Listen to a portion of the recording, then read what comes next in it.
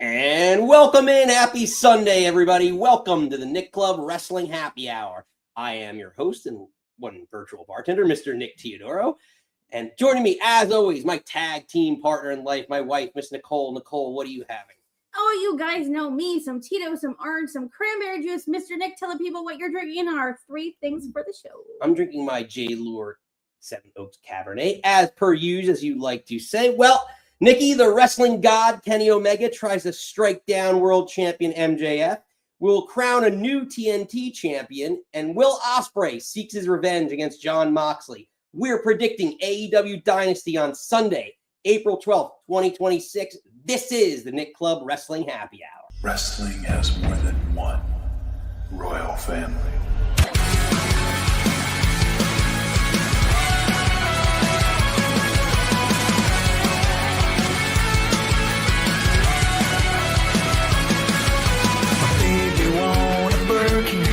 She's been telling me all night long. Gasoline and groceries, the list goes on and on. This 9 to 5 ain't working. Why the hell do I work so hard? I can't worry about my problems. I can't take them when I'm gone. 1, here comes the 2 to the 3 to the 4. Tell him bring another round when he's ready more. 2 stepping on the table, she don't need a dance floor. Oh my, good lord. Someone pour me up a double shot of whiskey. They know me and Jack Daniels got a history. There's a party downtown near Fifth Street. Everybody at the bar getting tipsy. Everybody at the bar getting tipsy. Everybody at the bar getting tipsy.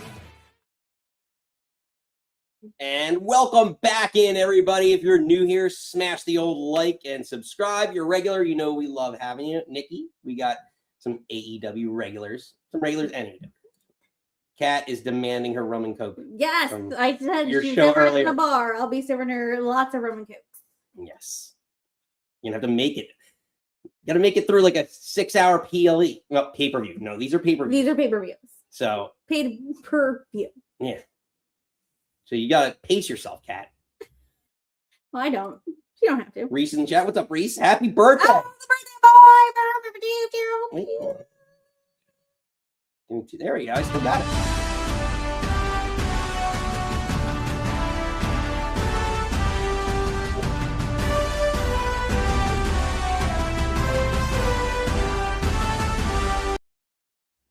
Sing. Reese, happy birthday. Yeah. Right. With that, just look at that trumpet. You're such Break out your Francesca. You're such a multi-talented musician. Break out your Francescas. Not this show. We got. Oh, where is she at? Rusin's in the chat. What's up, Rusin? Hello. Nick, show me your message. Thank you. You're the sweetest. I appreciate it. I love you. Thank you. Rusin also sending birthday wishes to Reese's way. So awesome stuff, Nikki. We got a lot to get to. AEW Dynasty from Vancouver, British Columbia, Canada. They do the 3. They do a 3. Yeah. But I guess we could be like blah, blah, blah, New Jersey, the United States of America. But I mean, there's no one talks like that. But I don't know. Yeah, it depends. Yeah. But Canada, I think, is one of the only country that I think they're the only country that does that. I'm sure, like, I'm sure, but this is why but I think of like we're getting cultured. I think that's why Reese is around. Finn Balor All our goes friends Bray around the world. County, Whitlow. Again, Reese, you can correct me, but it's Bray County in Whitlow, Ireland. But I could be wrong. But could you say like Woodbridge, New Jersey, United States? He said it is indeed. Oh, look at me knowing stuff. Here we go. Look at you. So you learn stuff on the show. We're very We're learned. proud of you. Look at all my mahogany books. You get some wrestling and you might learn some culture stuff. Geography. Geography and culture along the way. But we are predicting the show tonight. Before we get into it, in our picks and everything else, Nikki, you are the reigning. Oh wait, hold on. Okay, give me Yes. give me my. I don't want to touch. Oh, my I feel like I hardware. jinxed myself already. My hardware. I touched it. kid. Hold on. There you go. Look at that Beautiful. big, beautiful baby. What is it called? Big beautiful belt. Triple B? Yeah. It's not triple B, but we can pretend it is. Again, usually I go on my heart instead of my head. Maybe this year will be different, but right now, Mama's rating and defending. Well, we'll see Nikki, I'm only 2 behind you, so just know this. I don't need to change a thing. I am perfect just the way I am. You are, and so is Christian. He is, and we're going to get to that. But we're going to get to Dynasty because we got a lot to get to. Mm-hmm. Cool. But it's going to look even better when I win it tonight. Boo this man. All these predictions. So. Boo, sir. All right, Nikki, are you ready? Because do it. Let's get it. Let's take a look at the card because we got to know who's going to run this.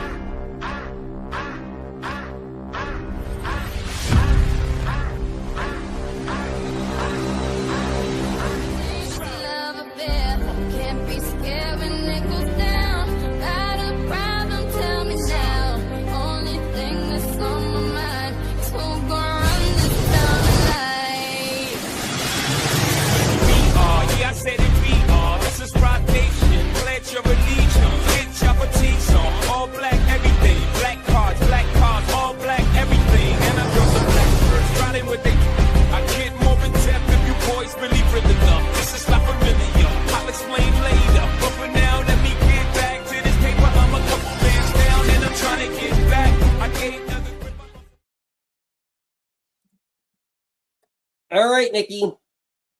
Let's start it up with the Bucks. Blah. The Young Bucks taking on, what are they called? Okeshita? But really the Don Callis family. Takeshita and Okada. Again, I only care about this match because Don Callis said if they fought today and won, then we can have the match we all want to see. I want to see Takeshita Okada. I don't want them dragging this out. Have this match. Have them win. Again, you have Okada and Takeshita. Like, they should beat the Young Bucks. Well, if they win, so the stipulation is if they win, that now they'll get to fight each other for the belt. Which, also, as I'm putting this up, I had to edit the poll. Oh, you miffed it? I put yes and no instead of the actual names of the teams.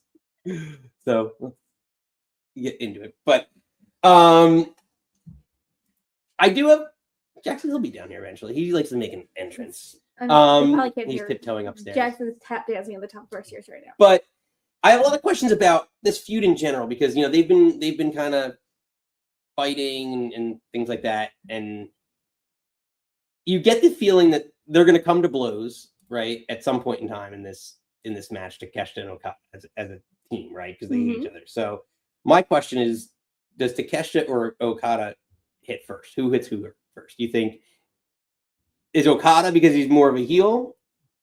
Who strikes first? Because I think inevitably that's going to happen. I think you're going to have the classic wrestling trope of like one of the Bucks is going to throw one to the other, or they're accidentally like, Matt's going to duck and then like Okada or Takeshita will hit Okada and then that turns into blows. It's just like, all right, you clearly know I wasn't trying to hit you, but I hit you because someone ducked. But I think I think that would be the first thing. I think Takeshita goes to hit a Buck.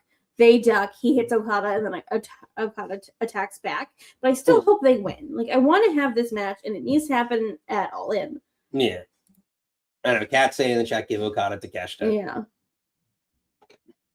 Reese is saying he thinks Okada hits first, so Takeshita gets a babyface reaction. Yeah, like that's something too. You know how I feel about babyfaces and heels. Like, heaven forbid. Yeah, like, and then I guess, and this is just maybe I should have ran this up the poll before I ran who wins it, but like because I'm just thinking about stuff. But who has the bigger upside? Takeshita as a babyface by himself, or Okada with Don Callis? Again, I would give it to Takeshita. The younger kid, like, Okada, I don't want to be like Okada already had his moment in the sun, because he has. I'd rather see Takeshita, again, babyface or heel. I'd rather have him come out on the upside of this feud. Yeah, I mean, but I'm saying in general, like on their own, I don't know. I think Okada has world champion potential with Callis. I don't know that Takeshita on his own could be a world champion without. I disagree, sir. I don't know. The thing is, I think he's got a bigger arc. Like I'm not saying that he wouldn't put the belt on him, but I think he has a bigger arc. I think it's more money with Okada with Callis as a champion, bigger upside, bigger ceiling. Yeah, ceiling's what I'm looking for. Than Takeshita by himself as a babyface world champion winning the belt. I think Okada needs Don Callis more than Takeshita does.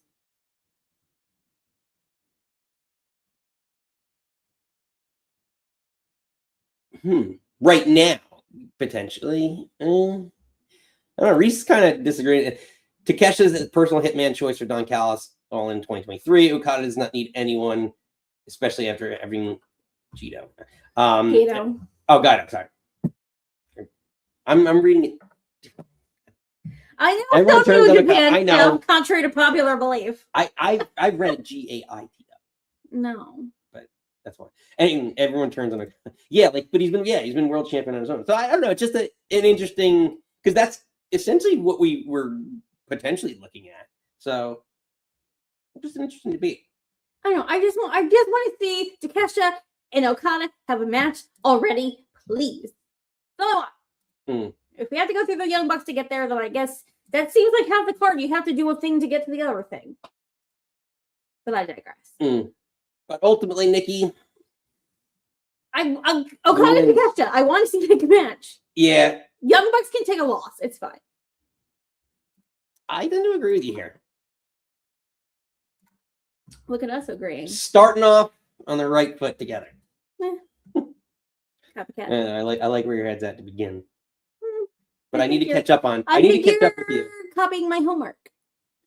No, I just need to catch up. Anywho. What I told people in high school when I needed answers. Just need to catch up. Nerds. Well, we are here talking about wrestling, so. Right. Well, I don't know. Sometimes, certain subjects are hard. Math is hard, Math is hard. I think we all struggle here in math. But anywho. But sometimes you need to just organize things. And math, you got to organize things in a list. You just made the list. Which brings us to our next match. Chris Jericho, the cornerstone, returning to AEW. By the way, the last match I should have said. The chat agrees with us unanimously. Because everyone wants to see that match. You can't tell me otherwise. Y'all want to see that. Fair enough. But now we have a returning. Surprise returning? I don't know. I was a little surprised that he came back. I was. Chris Jericho taking on, because he had a clause in his contract, he could get it whoever an opponent of his choosing. Bold stature. Yes. Nothing wrong. Beautiful. At Dynasty, and he chooses Ricochet. So Nikki, what do you expect from this match from Chris Jericho in the ring? Well, my jury is still out on Chris Jericho. Again, I feel like I just have such a sort of sour taste with the whole learning tree, and again, not putting no one, you haven't seen Big Bill, we haven't seen Keith. Again, I want him to put someone over when we get to that point. I think again, we're leading into the babyface. He did bring up the list. If that's it's fun. Let's all pop on Wednesday. But if he does it again, I'd be like, okay. You know I love the list. I know You know I love the list. I can run it back, but I don't know if it's like it's his thing to do. I don't want it to be his AEW. thing, everything to do, but for him to do a quick clipboard to get people excited, to maybe establish this is going to be a face Chris Jericho, then I'm fine with it. I think Ricochet honestly is a great opponent because everyone wants to boo the bald man. Yeah. And I think I worry slightly that Chris Jericho might want to do this match a little quicker because Ricochet's so good and so quick. I just want, I'm worried about him, maybe, ring rust or whatever, if he's going to do a lion salt, and I'm worried about the rotation. I'm hoping this is like a sleeper good match, like the sleeper match of the card. I want this to be good. I'm a little hesitant. Jericho's always known how to pace himself. So, like, I feel like as a wrestler, I mean, well, maybe like for like short bits, he's been out of shape, but like, I feel like as a wrestler, he's a great in-ring technician. So he always knew kind of how to Jericho. No, I'm sorry. I was reacting to what Reese put in the chat, but finish your statement. But I think we should get to that also. But finish your. No, but so like in the sense of, I expect it to be a really good match because first off, you have a guy who's a spot monkey in Ricochet, who I think is a great seller and will make him look good on a lot of the moves he hits, including the Judas Effect, which I think is a shit finisher. Okay. But I think if anyone can make it look good, Ricochet could sell that move to make it look good. Yes, I think he's such the right opponent to ease Jericho back. And like the code breakers that they could do, like things like that. So I expect it to be a solid match. That being said, I don't know where like Jericho goes from here. I think it would have been interesting. You could have you didn't necessarily need this match. You could have hit him if you wanted to put him in the Casino Gauntlet, for a little bit, just as a fun, starter, just to be in there. Not a starter, sorry, just starting match for him, returning match, I should say. No, no. I think there's going to be other bigger things and surprises in that match. I think again, him coming out, you're in Canada. I think that's kind of the test. Your first 3 appearances back are in Canada. Let's see what happens when you're in, Oklahoma or Texas or, seeing Cat. I want to see you outside of Canada. Because again, everyone, it's Canadian and Chris Jericho, we're going to cheer. Again, Liv Morgan shows up, I'm going to cheer because it's Jersey. What is your reaction outside of your home demographic? And I want to believe in this face Jericho. But all that said, it's going to be Chris Jericho, right? Yeah. It's going to be Jericho. Yeah. No, I can't go against you with Jericho. But I did want to pull out Reese. Even with no arms, in this photo. I really love that suit jacket, to be honest. But Reese kind of brought out a big question. He keeps introducing new finishers. Does a newly formed face Chris Jericho? I don't see him breaking out the Judas Effect. Do you go back into the Lion Tamer or Walls of Jericho? I personally like the Lion Tamer better.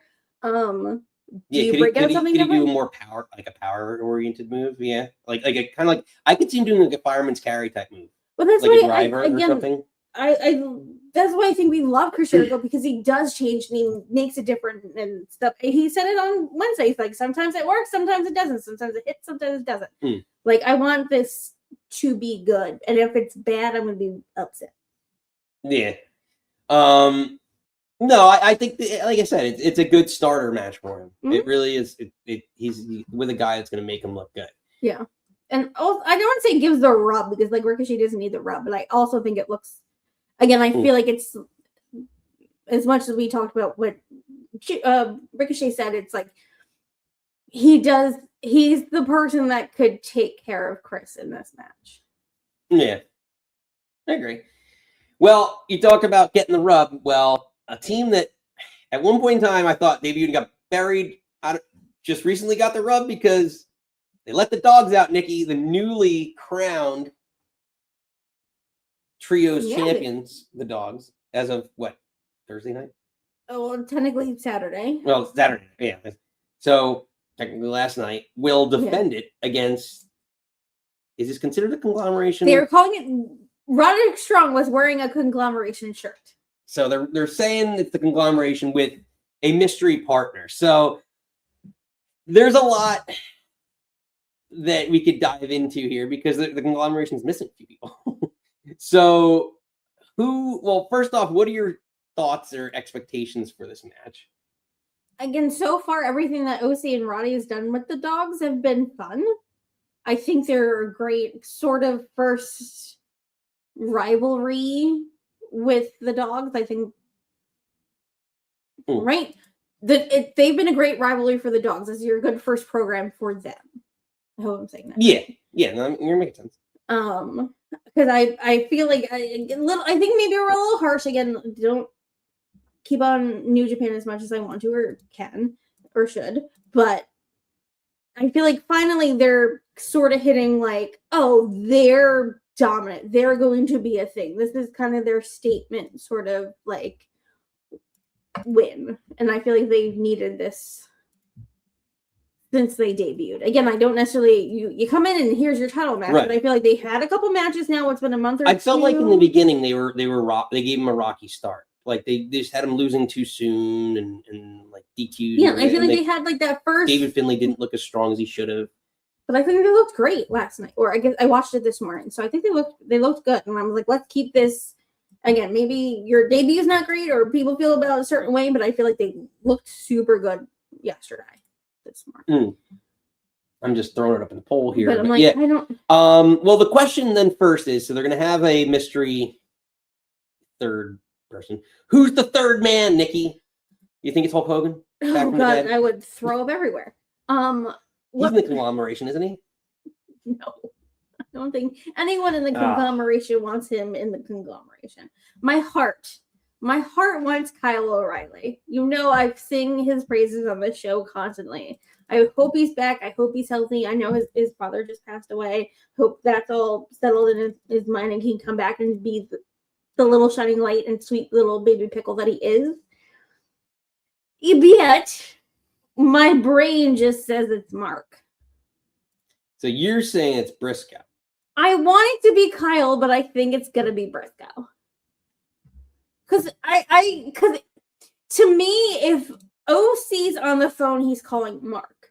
OC wouldn't be calling Kyle. It'd be Roddy calling Kyle because they're the Biffs. I could be wrong. Again, So, we didn't think Pat McAfee was on the fucking phone, so it can literally be anybody. It's Marco's stunt. Surprise. well, I mean, you have Mark Briscoe as a potential option. I've always kind of associated him as technically, the leader of that group. Agreed. So you could argue he could be the third man here. Okay. What about Kyle O'Reilly? That's what my heart wants. I just don't know where he's at. Really, I don't think we really heard. And again, AEW keeps all that so close-lipped. I get a long-haired version of him. Yeah, I like him better with short hair, but okay. Well, he's been away. You never know when he's gonna come back. Team beard all the way, obviously. I just don't know where he is in like the rehabbing physical stuff. If there's a relief of him. Yeah, well, I know that they keep that very, very close to the vest. So I know he's injured. No, they're talking. They're up more because someone said Ishii, and Ishii's injured. Oh, sorry. Whoops. My bad, Desire. No, so Reef that crazy could it be a best friend? So there's only like Chucky's not wrestling anymore, and then Trent gonna magically turn heel or magically turn face after getting beat up by Cope and Cage, and then joining them when see that happening. As much as I would love Trent and Chucky and OC to be back together, I don't think that's gonna happen. Yeah, I think Kyle O'Reilly. It's either Kyle or Mark. I don't know if there's anybody else that, unless randomly Adam Cole is okay to wrestle, which I thought it could be sick.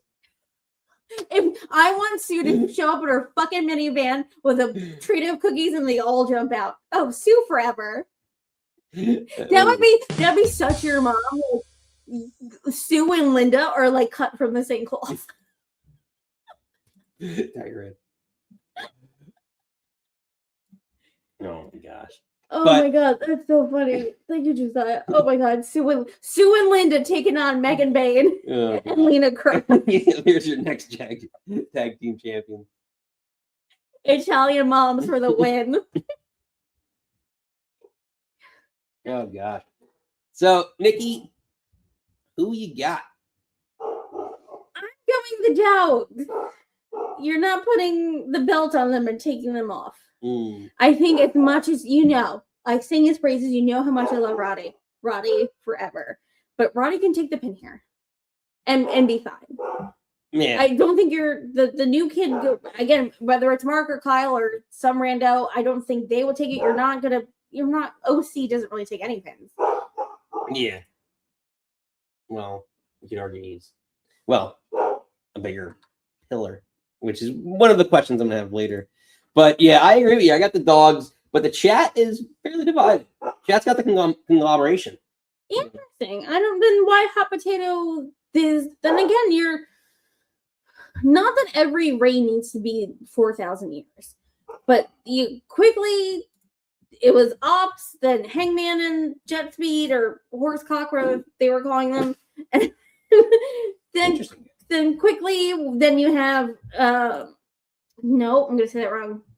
Mystico coming in, and then you quickly put them on the Dogs, and they're gonna quickly take them off the Dogs. I don't know why I have to say it like that, but I do. But no, you're really.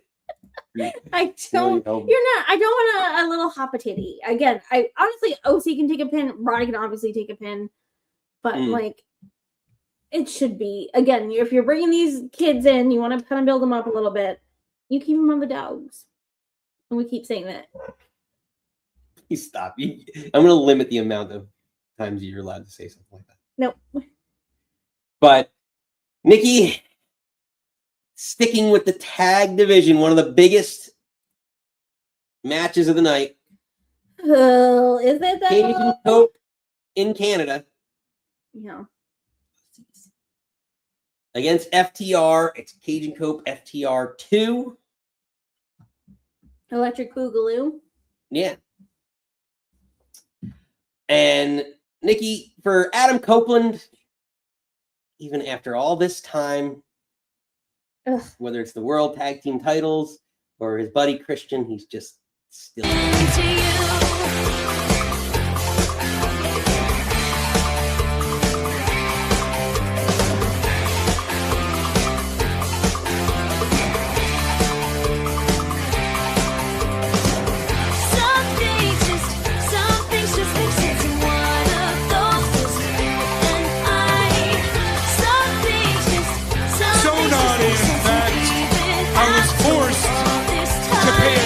To both of your mothers. When I say pay a visit, I mean I bang them both.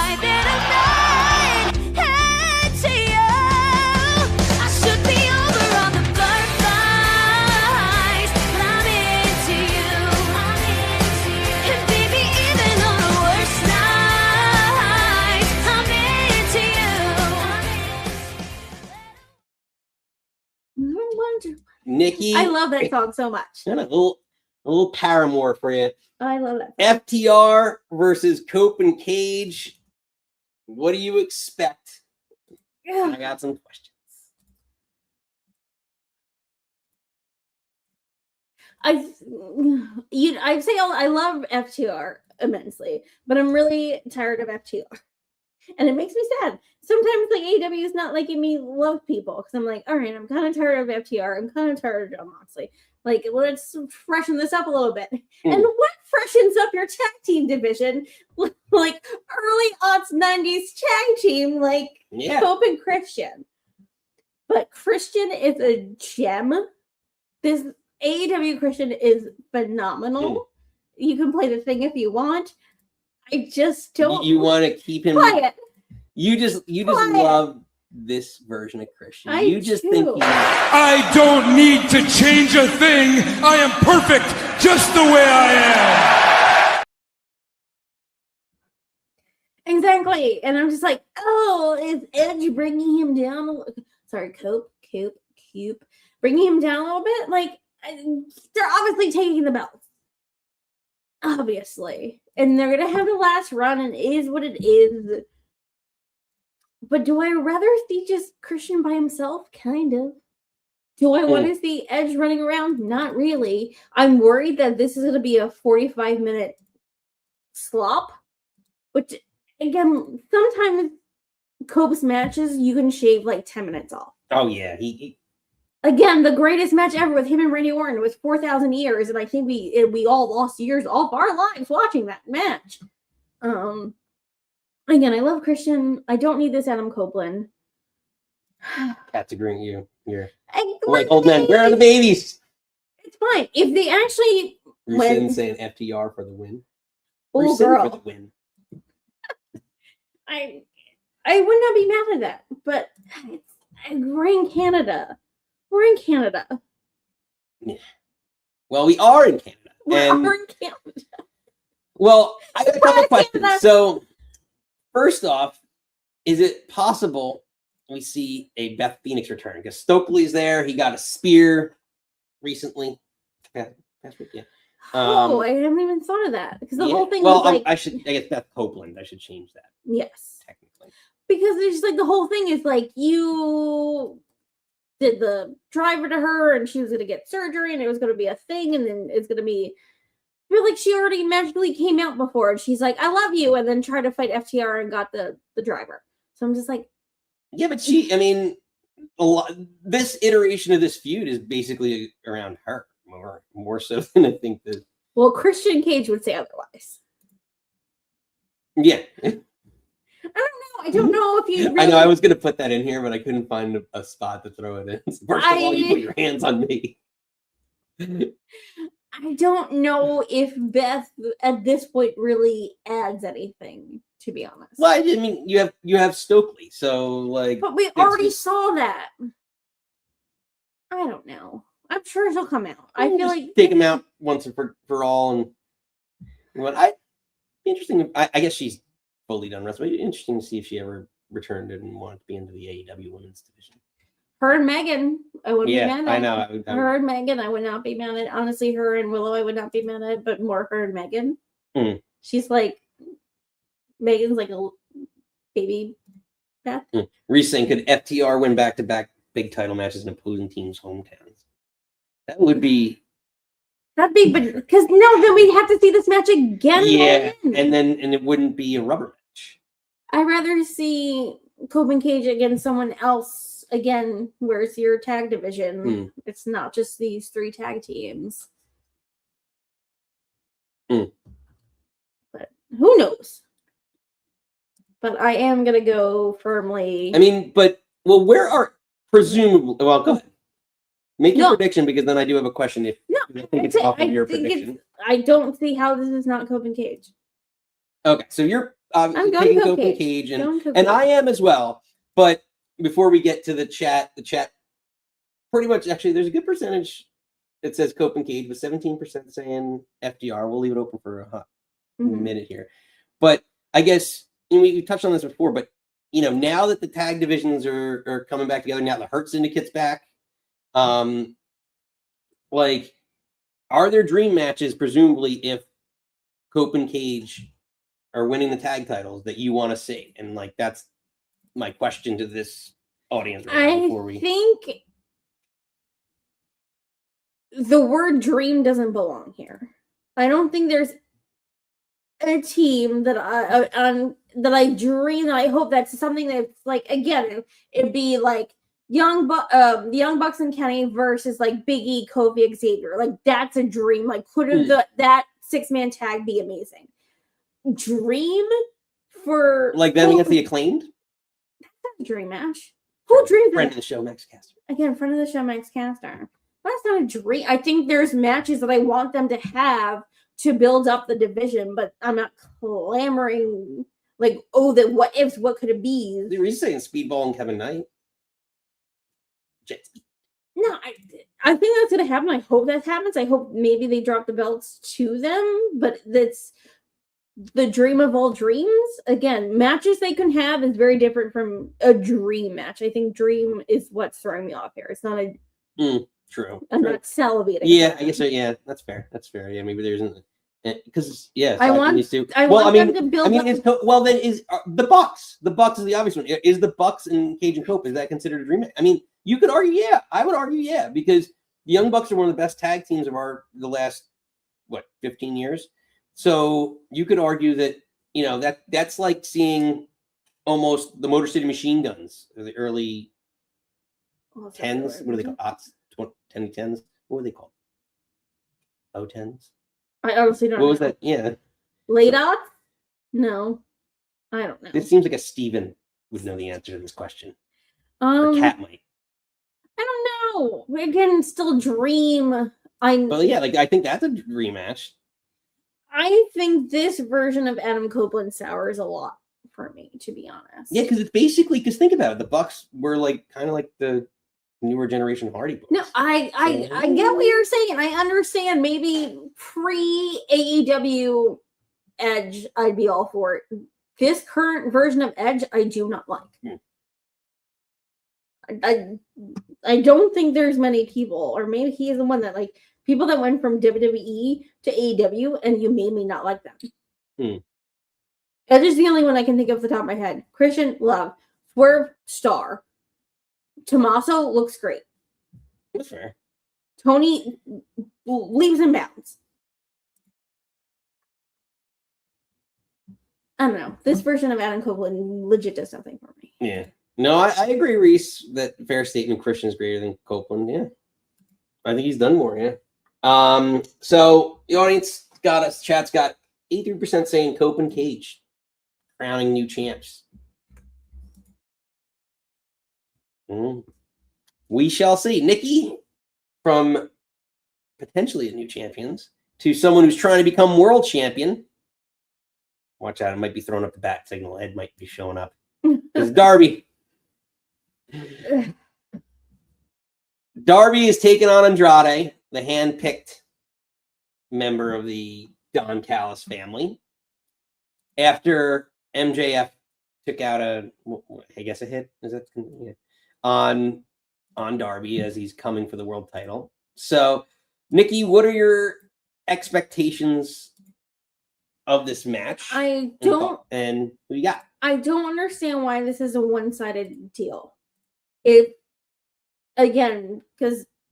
MJF had a deal with Don that someone from the Don Callis family has to fight Darby. But if Darby beats them, then he gets a title shot. But what's it do for Andrade? He makes money. Human monies. Are we sure, though? Was that the stipulation? I mean, I just think that they're getting paid off by... No, but do you think Don Callis is a... Here we go. Money talk. Here comes the money. But do you think all that money goes into Don Callis' pocket, not Andrade's pocket? I mean, you don't really... I think kayfabe, that's the idea, is that Don Callis is such a shrewd businessman that he's pocketing the money, but these guys are so dumb that they don't realize how much of the percentage I don't... Yowie wowie. I don't want Darby to win. I hope, because again, Andrade's well, why? There's nothing in it for me. But again, he also wants the belt, so I guess he wants to not give Darby the opportunity. But it just feels like this should have just been a number one contender thing. I don't really get necessarily MJF paying off the Don Callis family to do a thing to keep Darby away.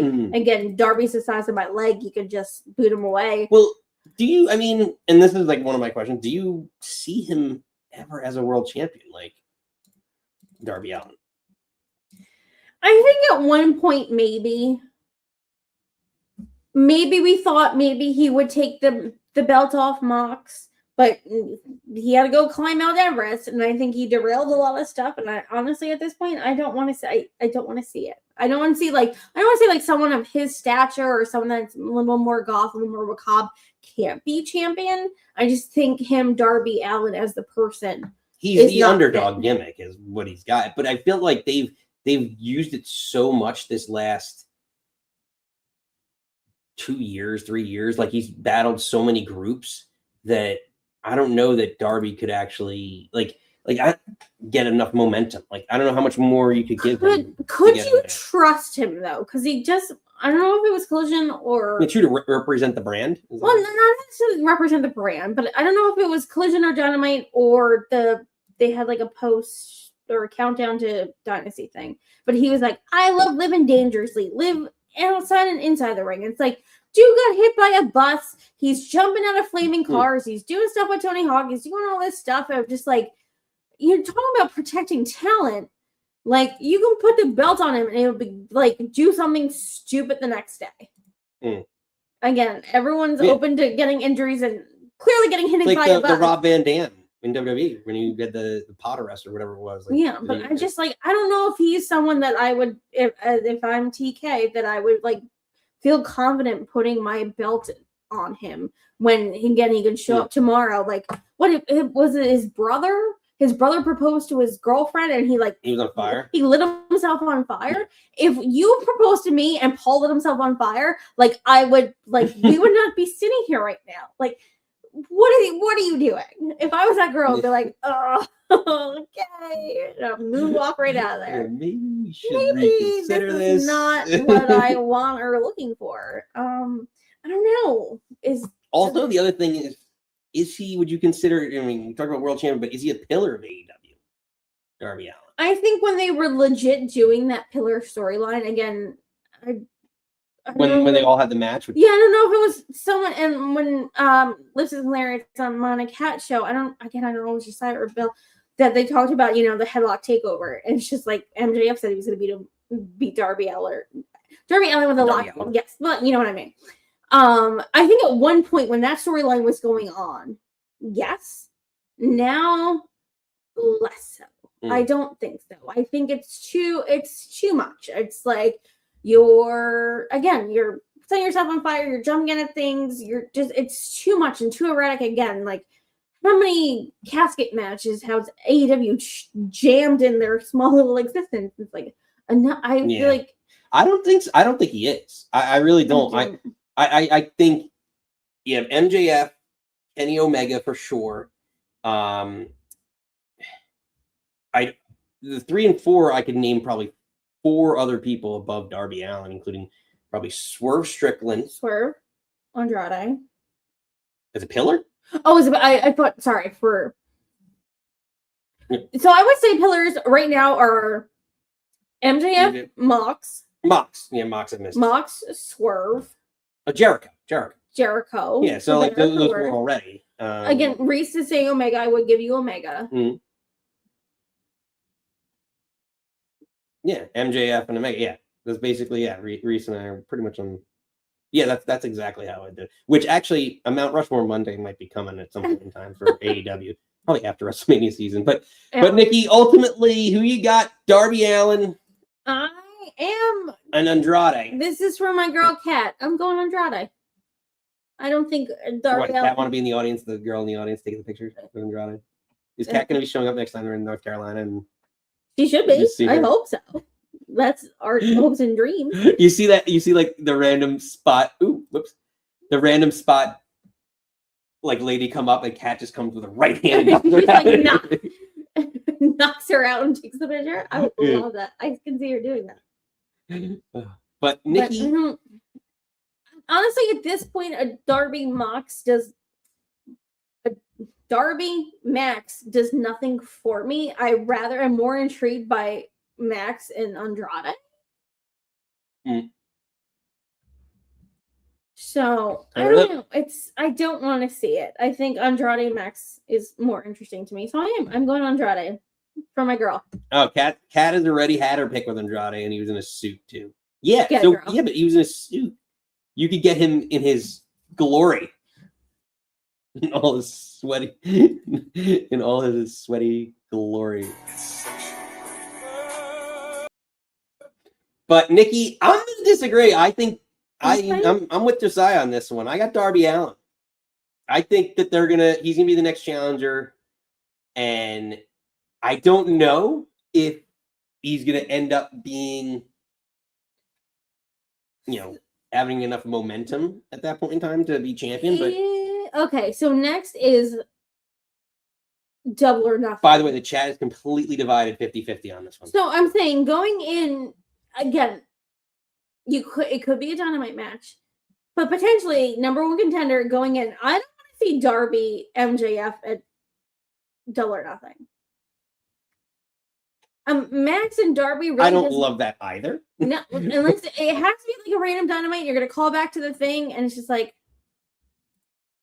But yeah, it's interesting. Very, very divided. A chat divided.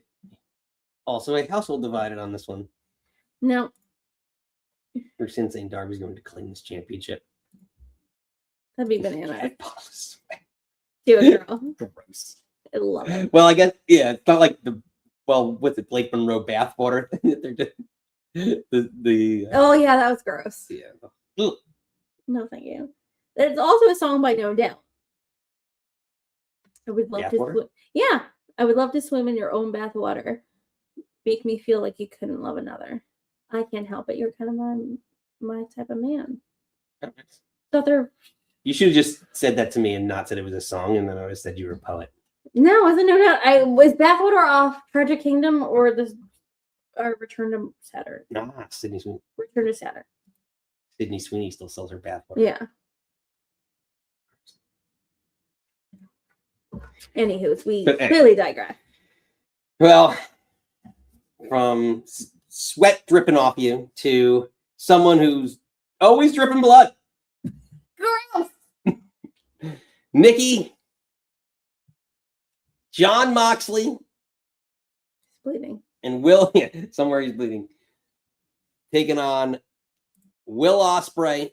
And let's take you back to some of the history between these two enemies. But that night in August, at the Forbidden Door, you're the guy that pulled the trigger. You're very upset right now. Thing is, whatever issue you think you have with me, for us, it's not even personal. That being said, if you want a big fat grudge match at the pay-per-view at Dynasty, you got it.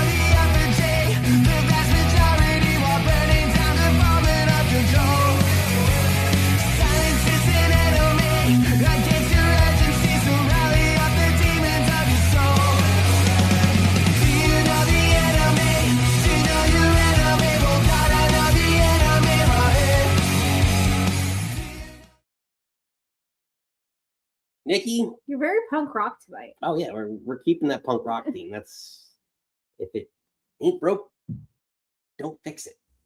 So, what are your thoughts on, as I get this up in the poll, Mox and Ospreay? Well, I feel like I said it from the start. It felt a little off because I feel like Mox was kind of tiptoeing to like a face turn. Because when he won the Continental contract back, that he was just like, this is for the fans and this is for you. And blah, blah. When you're the one that kept the main belt in a suitcase for however long. Yeah. And I did it for you. And they felt like he was sort of like on this face turn. And then you have Ospreay come back and he was like, well, you tried to murder me. And I had to get surgery. So now I'm going to come murder you. But it's so different than the trajectory that I felt like Mox was on. So I feel like Mox is going this way, and now we're like back this way. Yeah, well, I don't know, with the whole United Empire thing, where he brings them in because he has no allies, right, in AEW presumably. But yeah, it makes sense in the sense, like, I understand because he tried to end his career, right? So he has to exact revenge on him. Mm-hmm. So to me, I totally understand why Ospreay's going after him, and the Death Riders are collateral damage in this as they get there. The problem is that like he did the face turn, the whole like half the group, like even like Wheeler Yuta seems like he should still be heel. Yeah, like most of the group should probably still stay heel, and yeah, he's kind of a man caught in between, but. This feud makes sense to me. Like these two should be facing each other because of where the storyline left off. But is this the blow off for this feud? It should be, and I see everyone in the chat saying draw. We literally just did that with him and Takeshita. They had the draw in Australia, and now it's a match at Revolution because it was a draw, and John Moxley doesn't like draws.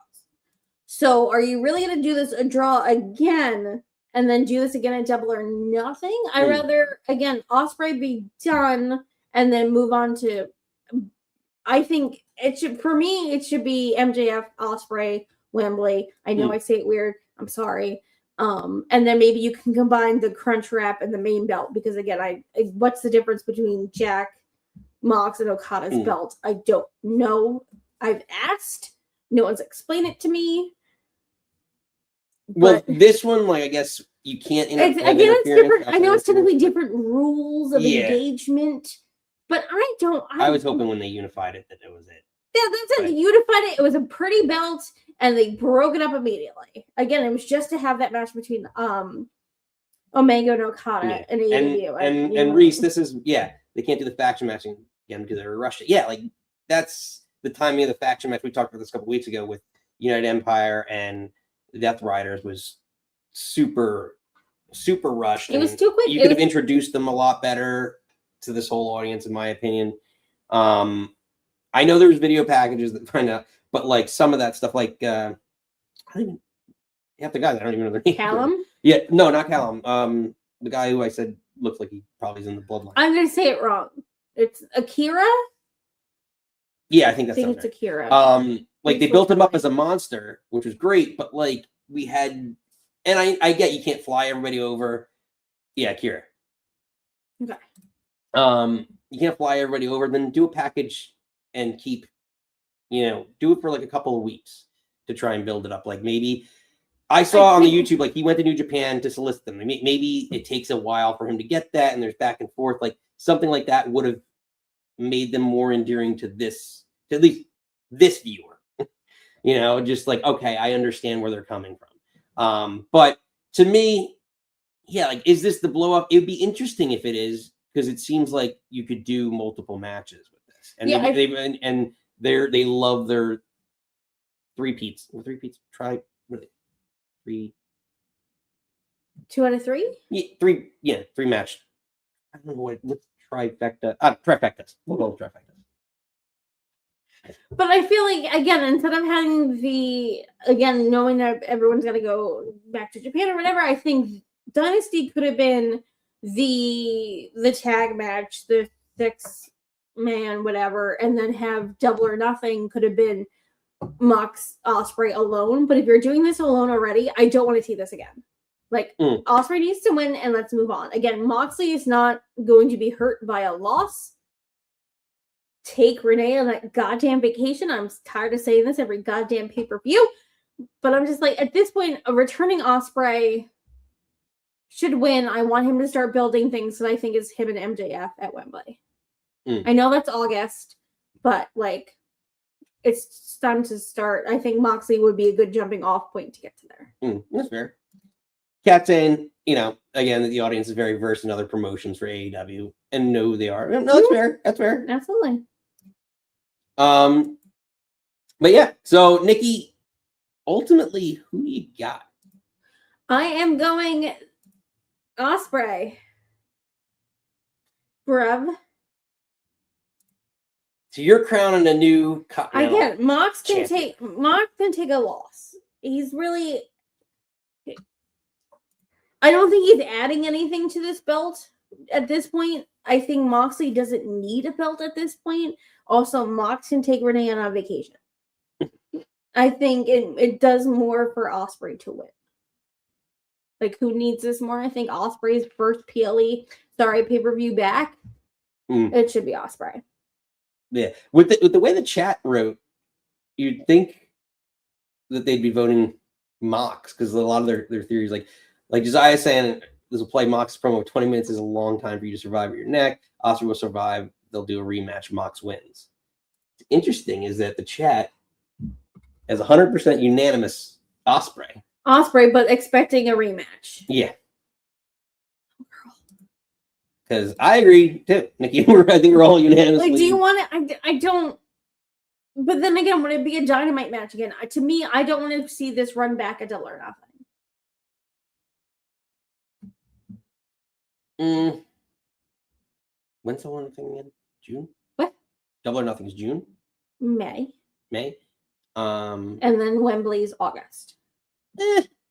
I could be okay with them running it back one time. I don't know if I could do like if I need 3, but I'm okay with them running it back once. Especially with May, like you could stretch that out for another 6 weeks.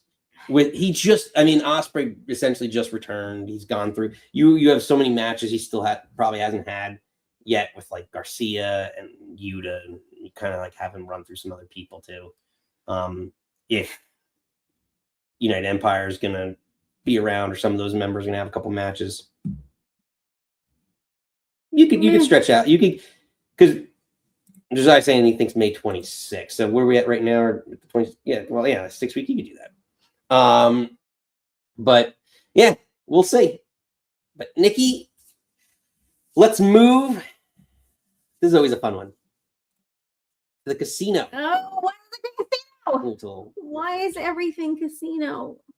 I don't understand. there's casinos everywhere, including Vancouver. I'm sure there's actually probably a lot of casinos in Canada, to be honest. So, what do you expect? Because the starters are Roosh. Your mozzarella sticks? Not stars are Roosh, not Rushin. Roosh and Ciampa. Yes. Tommaso Ciampa. I don't know roll to me. I think that's honestly a great starting out too, because I feel like I love Ciampa. I feel like they took either put it on him too quick or took him off him too quick. I guess jury's still out on that. And I think Roosh looks like a star. Like you were doing your things, and I was watching Collision this morning, and I was like, Roosh looks like such a star. I'm surprised they haven't put the belt on him yet. So honestly, it might be just like a slugfest between the two of them. Like, could they kind of do, what was it, a Bulldog Shawn Michaels, when it was just like they were kind of like they were the Royal Rumble, and this person would come in and they would toss him out and then they fight, and then someone else would come in and they would beat him up and toss him out, and like, could it be like they kind of run through a lot of people until it's just them again? To me, I know we can speculate Station and a lot of other people that could and can't come and whatever, but I'm just like, we're gonna. But I just like Nikki, the two of them starting. You like? I do too. Reese, I got you, because I knew this was gonna come. Because Reese threw it in the chat, but 2 steps ahead of you. Yeah. Does Jay White return? I know your boys. Because I could see a world where Jay White returns and wins this match, and this is a perfect spot for him to kind of come in and get a lot of momentum and maybe inject something into the mid card after all the hot potatoing that seems to be going around, and unfortunately the injuries, and try and save some of the booking. I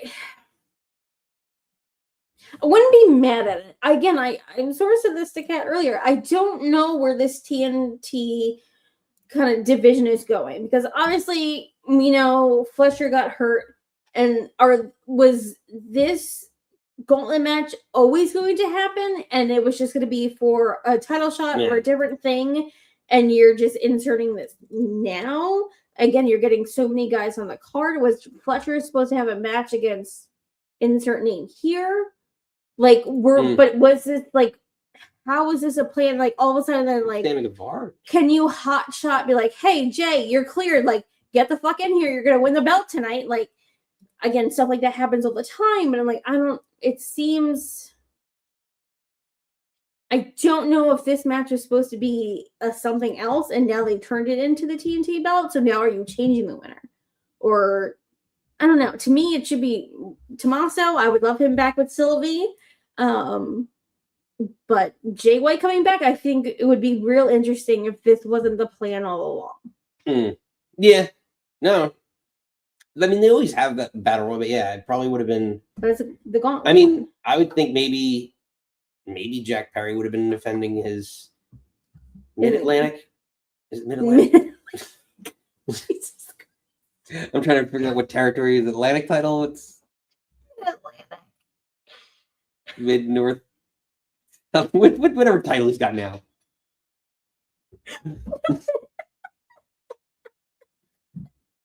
National title. That's it. Yes, you got the national. Yeah, I got there. I eventually landed a cat. Yeah, but I like Mid-Atlantic better than National. Mid-North. North South. Pacific Northwest Championships. Whoopsie. Oh God. Oh man. Lance Archer, apparently his contract's up in July. Does he resign? What is he? He wears sunglasses. What about? And stands behind Don Callis. Yeah, I know. Seriously, he's hopefully a guest of the show in the next month. But another name we haven't seen in a while. Big enough name, I think, that could pop the crowd. Samoa Joe. Well, what's filming? Is he filming right now? I don't think so.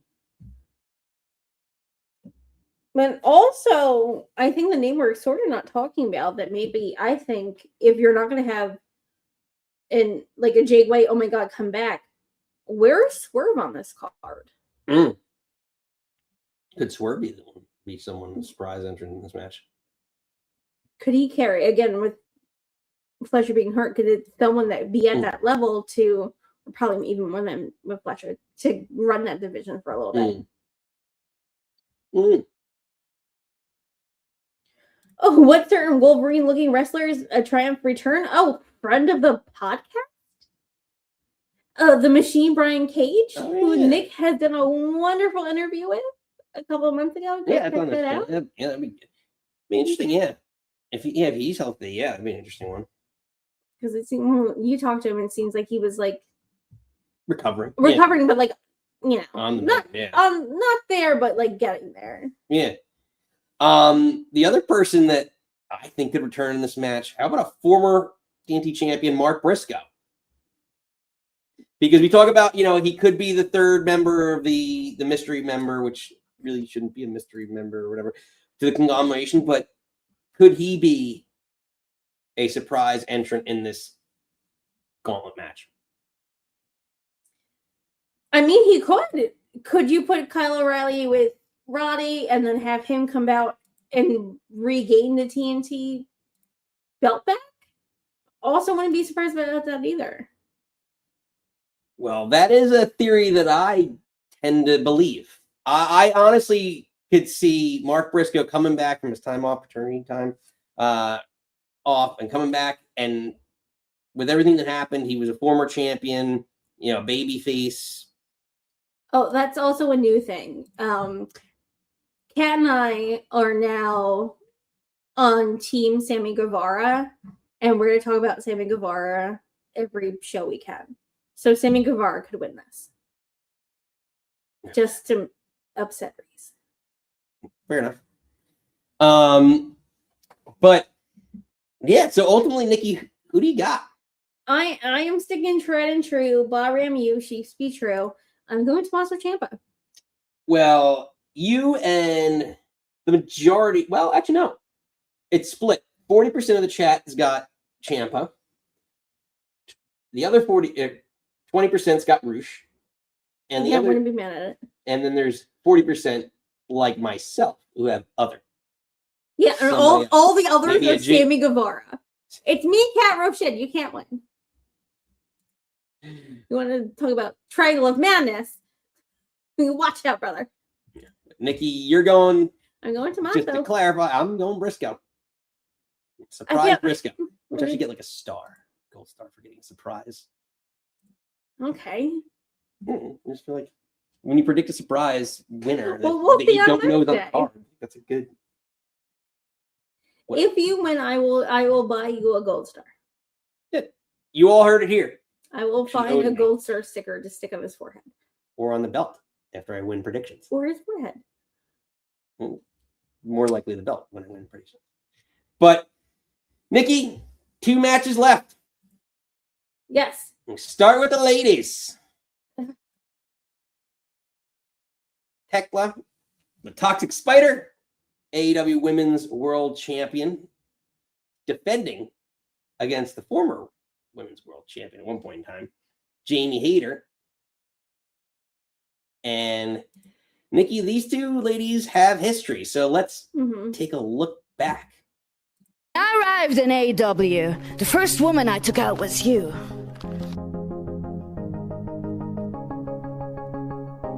Because I knew you'd be the easiest. You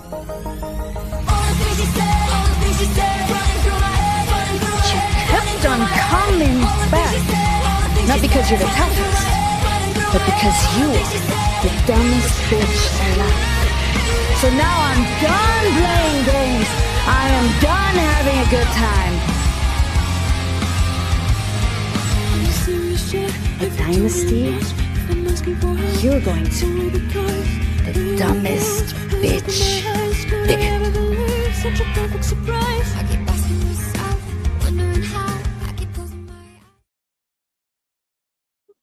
Nikki, Thekla, Jamie Hayter, what are your thoughts and predictions? Is it going to be a great match? Yes. I said it 4,477 times. I don't understand Jamie Hayter looking like she is Daphne in an Austin Powers movie. Again, that 70s Jamie Hayter. I don't get it. I miss her being, honestly, when she was with Britt Baker and leaving Britt Baker, and she was a little more punk rock and a little more rock and roll or whatever. I don't get the 70s bullshit. I don't. Honestly, admitting I did not know. Are you saying the 70s are overrated? Oh, yes, I am. I'm not wearing that shirt anymore, but here we are. I honestly, again, I think you all know, I did not know Thekla at all coming before she came into AEW. And immediately I feel like she was just like someone that was like, who is this? I need to watch all her stuff. She's phenomenal. Like, I don't think, with Tony being gone, I think there's no other woman kind of on the card that's at her level. I think her promos are incredible. Her looks are incredible. She's great in the ring. Like, yeah. I don't think anyone's honestly, level of the devil. I don't think anyone's on her level right now. And I want to love Jamie more than I do right now. But I think right now there's no one that's taking the belt off Thekla.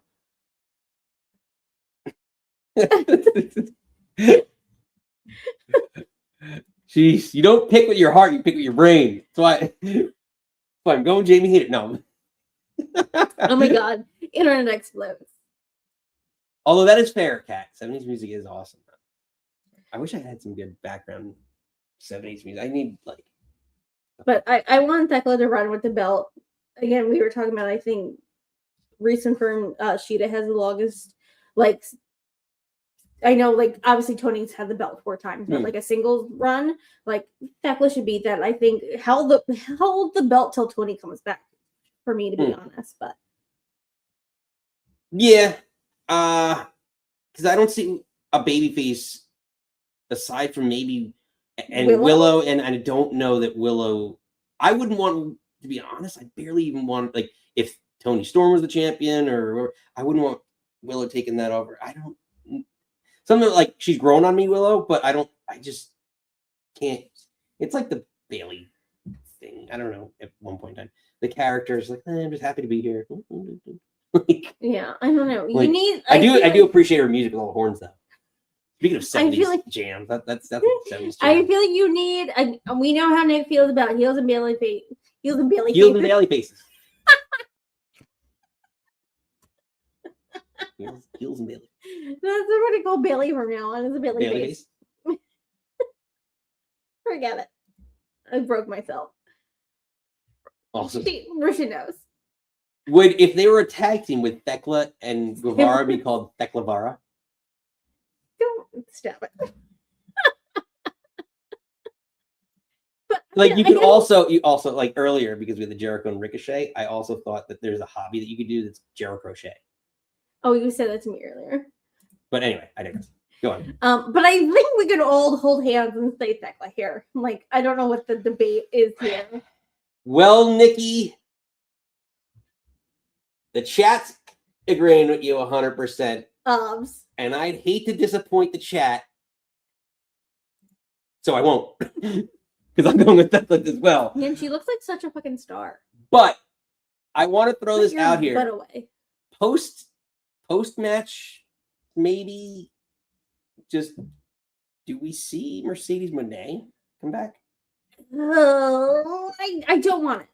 I don't. You went on this whole I'm Ultimo Moné. You got all the belts and all the things. You dropped all of them except one.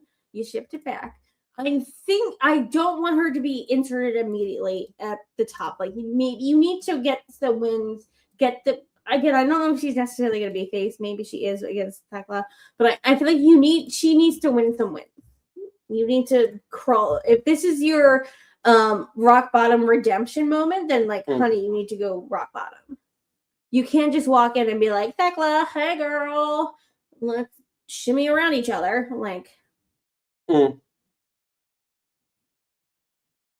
True, and it would be tough for her to, I think, return as a babyface too, because she was true. Then so you gotta grind, you gotta graft a little bit, and get the crowd behind you again. Maybe eat some humble pie. She's from Boston. Reese is saying for her versus all the top contenders, she moves a step closer to titles. Yeah, then go against Mina again. Go against that. Yeah, put her career on the line every week is basically what she's saying. Interesting. Do something until she faces Gunther. I feel like career on the line's a little aggressive, but I want her to kind of graft a little bit. Fair. But we'll see. All right, Nikki. I just kind of threw it up there just to see. The chat doesn't think that Mercedes is returning. No, I again, if you're thinking someone's returning at the conglomeration match, something's going to happen with the gauntlet. I think you necessarily don't need to hotshot returning Moné in that match. That's fair. That's fair. All right, Nikki, let's get to it. The main event. The wrestling god, Cat. Calm down. Calm down. Calm down. Kenny Omega taking on the devil, MJF. And Nikki, let's take a look back because the devil's going down to Vancouver. You see, God of Pro Wrestling, on April 12th at Dynasty, when the devil's through with you, all your disciples around the world will have no choice but to be embarrassed and ashamed of you. They will have no choice but to admit their God is nothing more than a false idol. Who'd be better off dead? Maybe I can be the god of professional wrestling because, Max, somebody needs to knock you down a peg. Someone needs to strike you down. I know you. I've studied you. I see this coming miles away. It will be me bidding the crowd at you with a goodbye and good night. Bang! Nikki, your thoughts on this match? Shining daughter of the devil. I think it's so great. I think it is you spinner. Girl, I got a Catholic cross on my arm and not baptized, so we're all sorts of crazy pants here. I love the devil versus the god of pro wrestling. I think that makes all the sense in the world. I think it's going to be a phenomenal match. I'm glad that Kenny's looking good. I'm glad he had 3 promos, crushed 2 out of the 3. Again, I don't understand. He was shirtless and basketball shorts, and then all of a sudden wore a suit. I'm like, Kenny and suits don't match for me. And I know he's done that a little bit. I know when he was a heel, he did it. That suit did not work, honey. But as much as I love Kenny, as much as I love seeing him so healthy, and again, I think the matches that he's had recently look so good. That feature looks so good. You're not taking this belt of MJF. You're not. Sorry. We aim to please here, Kat, everybody. Yeah. No, I think it's going to be a phenomenal match because I think it's going to be one of those situations where, like, we talk about all the time with like MJF, like you forget how good he is, and I think Omega is going to be one of those people that just kind of, again, brings it out and shows that he's on, you know, this resurgent trajectory of his career, right? To show that he could go back to maybe not the exact wrestler he was, because no one, the person they were 5 years ago or whatever it was. None of us are. Time is undefeated, but I think he's on this trajectory where he's, I don't want to say like the last leg, but like kind of like it, like he wants to cement his legacy and have another run and go back to, you know, at least close to the wrestling god or what everyone remembers he was. And I think this is going to be another testament, one of those big. This could be match of the year. I think this could be like a contender for AEW match of the year, or like you name X publication, like our AEW match of the year. I really think it could be. I also just have some questions because you mentioned it earlier with the Casino Gauntlet match and things of that nature. Like Swerve Strickland has history, right, with Omega. Could he get involved in this match? Absolutely. I really just would really love for this to just be one-on-one, no shenanigans, but I feel like there's also always shenanigans. I'd rather see maybe Swerve at the TNT, run that for a little bit, and then go back up. I don't know. I'd rather see like a Callis run in or a Callis family run in or something along that than having a not like Swerve's a rando, but like someone else insert themselves into this. Because at that point, if you're going to say someone's running in, then it's going to be probably like fucking Darby or something, which would be even worse. Would it be a double? Like get Darby and Swerve and Darby. 2 Darbys? No, Swerve and Swerve Strickland. You said Darby, Swerve Strickland, and Darby. I'm pretty sure I just said Swerve Strickland. You said double Darby. No, I said good double interference. I don't know. We'll run back. We'll figure it out. Double Darby down. Double Darby.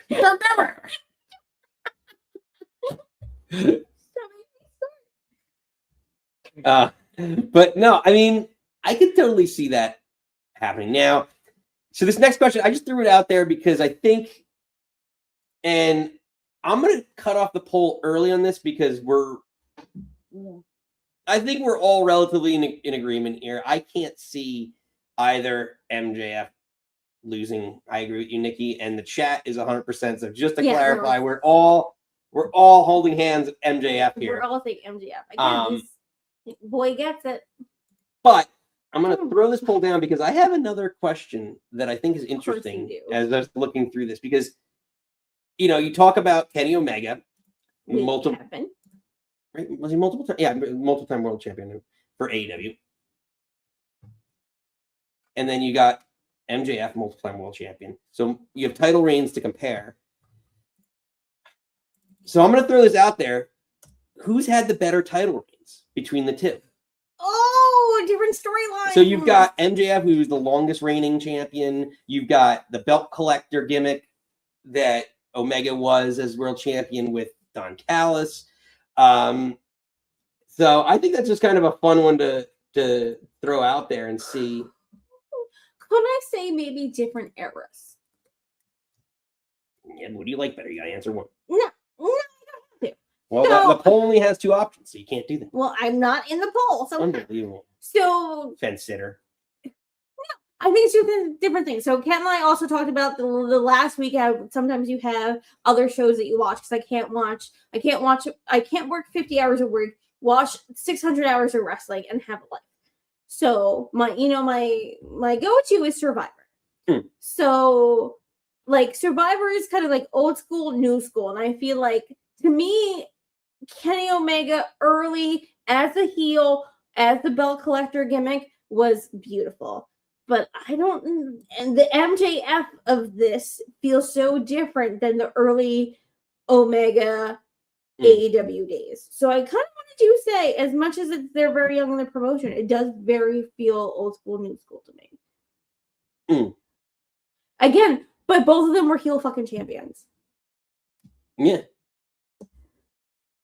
So, I don't know. I mean, longevity, what do I... Now, as I'm thinking about it, But I think I would argue I'd probably remember Omega's title reign more than... Looking back on it, just off of memory, because you all know I don't do research. Omega is what I remember the most. Like maybe it's because he's collecting all the belts. He's collecting all the belts. He was, again, I went to when AEW had their thing with TNA. That's when they had the whole thing with Hangman and on Page. Again, Cat, cover your ears. I'm sorry. But did he have a bigger overarching storyline and MJF just had all the little in-between things? Because again, like Kenny was the belt collector. He was, again, in TNA. He was dabbling, again, you'll correct me, New Japan. He was just like other places. And then like MJF was just like in-house. And finding the in-house crowd. It's interesting.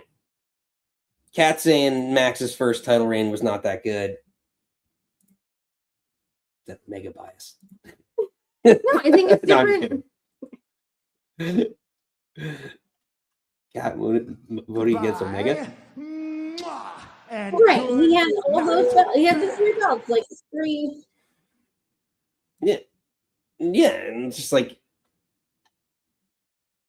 yeah, it made more exposure. So we'll see. But chat saying MJF's reign. Interesting. 60-40. No, it's pretty divided. Again, I think it's different to me, different eras, which sounds crazy to say, but to me, different eras. But we'll see. Nikki. But yeah. Very, very interesting. Like I said, I threw that out there because I feel though as though like most of us will probably, I'd probably say 80% would pick MJF of the voting public. So it's interesting to think about that because like how they compare. Oops.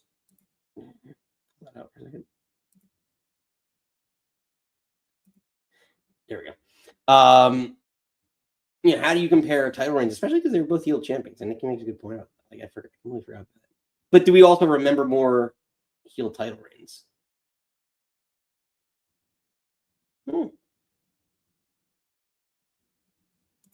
Josiah saying started great and then went stupid. You know, it's interesting. He and Cole teamed up. Cole should have won London. His reign died. Yeah. Well, you know, it's interesting. That was another person, right? And before we're going to open up the phone lines very shortly here. So get ready, everybody. I don't know. AEW is very good about keeping it tight-lipped with injuries. Like, could Adam Cole be someone that's in the Casino Battle Royal this year? Like, I don't know. I could potentially see that happening. Well, I get to a few comments here.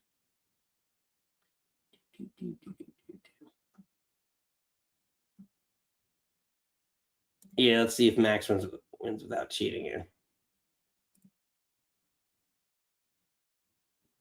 Oh, you tied that to another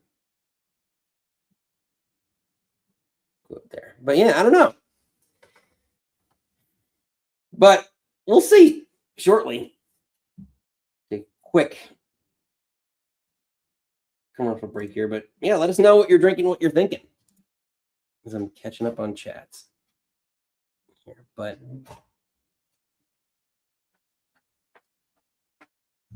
bring it back in. Nikki. Yes.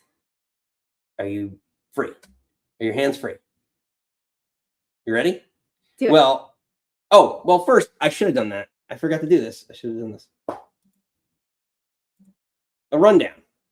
Oh, my legs, just a few matches? Yeah, we actually only agreed on 2 matches. I'm going to throw out the link. What's a fucking... So just so you know, the call-in link is in the description. Let us know what you're drinking, what you're thinking. Let me put it up on a pin in the chat here in a second.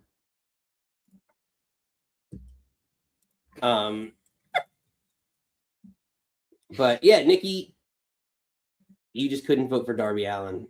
I know, I can't. You like Ed too much to hurt his feelings by voting for Darby Allin. I mean, come on, what? Show your belt. Yeah, that's the golden prize on the line. so really, all cat babe, all my eggs are in Andrade's. Get out of the way, Charlotte. Sit down. Sounds so sexual. I mean, I think we try to make it that way. But no, I'm not gonna. The Darby Andrade match seems just dumb to me. And it's just like, who's gonna win in a random gauntlet match with Tony Khan booking? Yeah. No. What do we do? What do we do if we tie? Like, say if like. I don't think we can tie. Yes, we can. Well, I guess... like if Andrade wins and like Briscoe wins, that's a tie. Well, then you're no. Ty goes the champ. You're still champion. All right. It's champion's advantage. Okay, just making sure. Come on. Reese, we know what his rules. That rules change all the time. Hello, Mount Rushmore Mondays.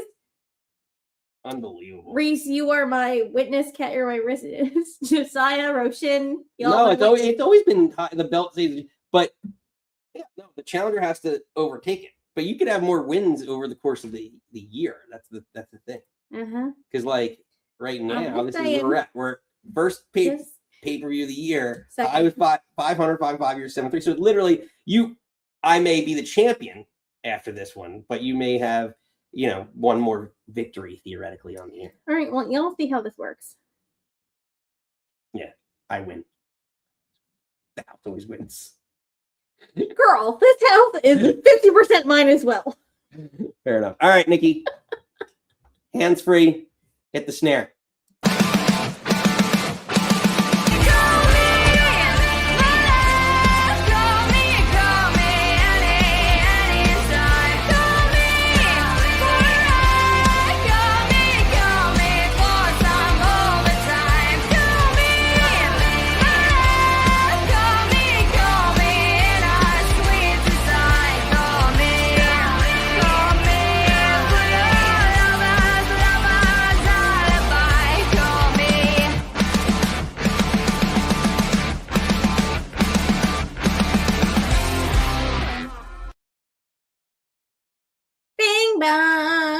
Bing bonging it.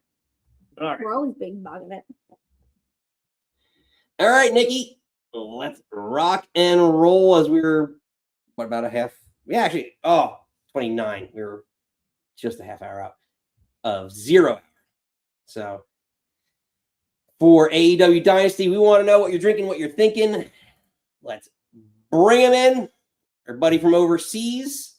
Bring in the little storm with a little Reese lightning to the end. Go Grease lightning, you're burning up the quarter mile. Grease lightning, oh, Grease lightning. Go Grease lightning, you're cruising through the heat trial. Grease lightning, oh, Grease lightning. You are supreme, so Grease lightning. Happy birthday to you. Yes. There you go. There's 2 and 1 for you. Here we go. Money talk. Here comes the money. Reese, happy birthday, buddy. Thanks very much. Thanks very much. What are you drinking for your birthday? What are you Pepsi Max. Pepsi Max is on the house. We'll make it. I don't drink alcohol. Plain and simple. I've not had any alcohol in 3 years. That's fair. Hey, that's fine. You don't have it, right? Everyone's got their own thing. Yeah, it's not for me. Fair it's enough. not for me. Any bar, you can get it. Whatever you want here. But what are you thinking? I'm thinking the new Shane O'Mac. Well, unlike Shane O'Mac, at least I ooze sex appeal.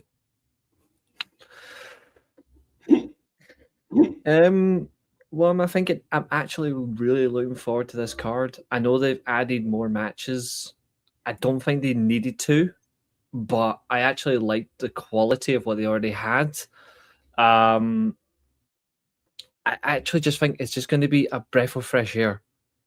Like, I think considering what's been going on recently in terms of professional wrestling, in terms of like all the madness of booking and chaos and dropping your knickers for discounts on ticket prices, like I just want it to be a great wrestling show, and I actually think this is going to be an early onset contender for pay-per-view of the year. I think not just match of the year that you brought up about Omega versus MJF. I think the way they've actually shaped this card, it's got a contender to be pay-per-view of the year. It just depends on how you flow it. I think they've had a relatively good past couple of weeks. Ever since Revolution, they've actually done really well, in my opinion. I think the TV's been great. It's built up really well. I think the booking has been strong. My only gripe, and this is my only gripe, is with the pay-per-view itself. There's a lot of matches on this card that I feel like, depending on the result, the booking needs to be seriously on point after. So, for example, if first go for a couple of matches for saying sake. So, say for example, say Will Ospreay versus Mox ends in a draw. Okay. That's what I'm hoping for anyway, because again, I want to win my own predictions championship.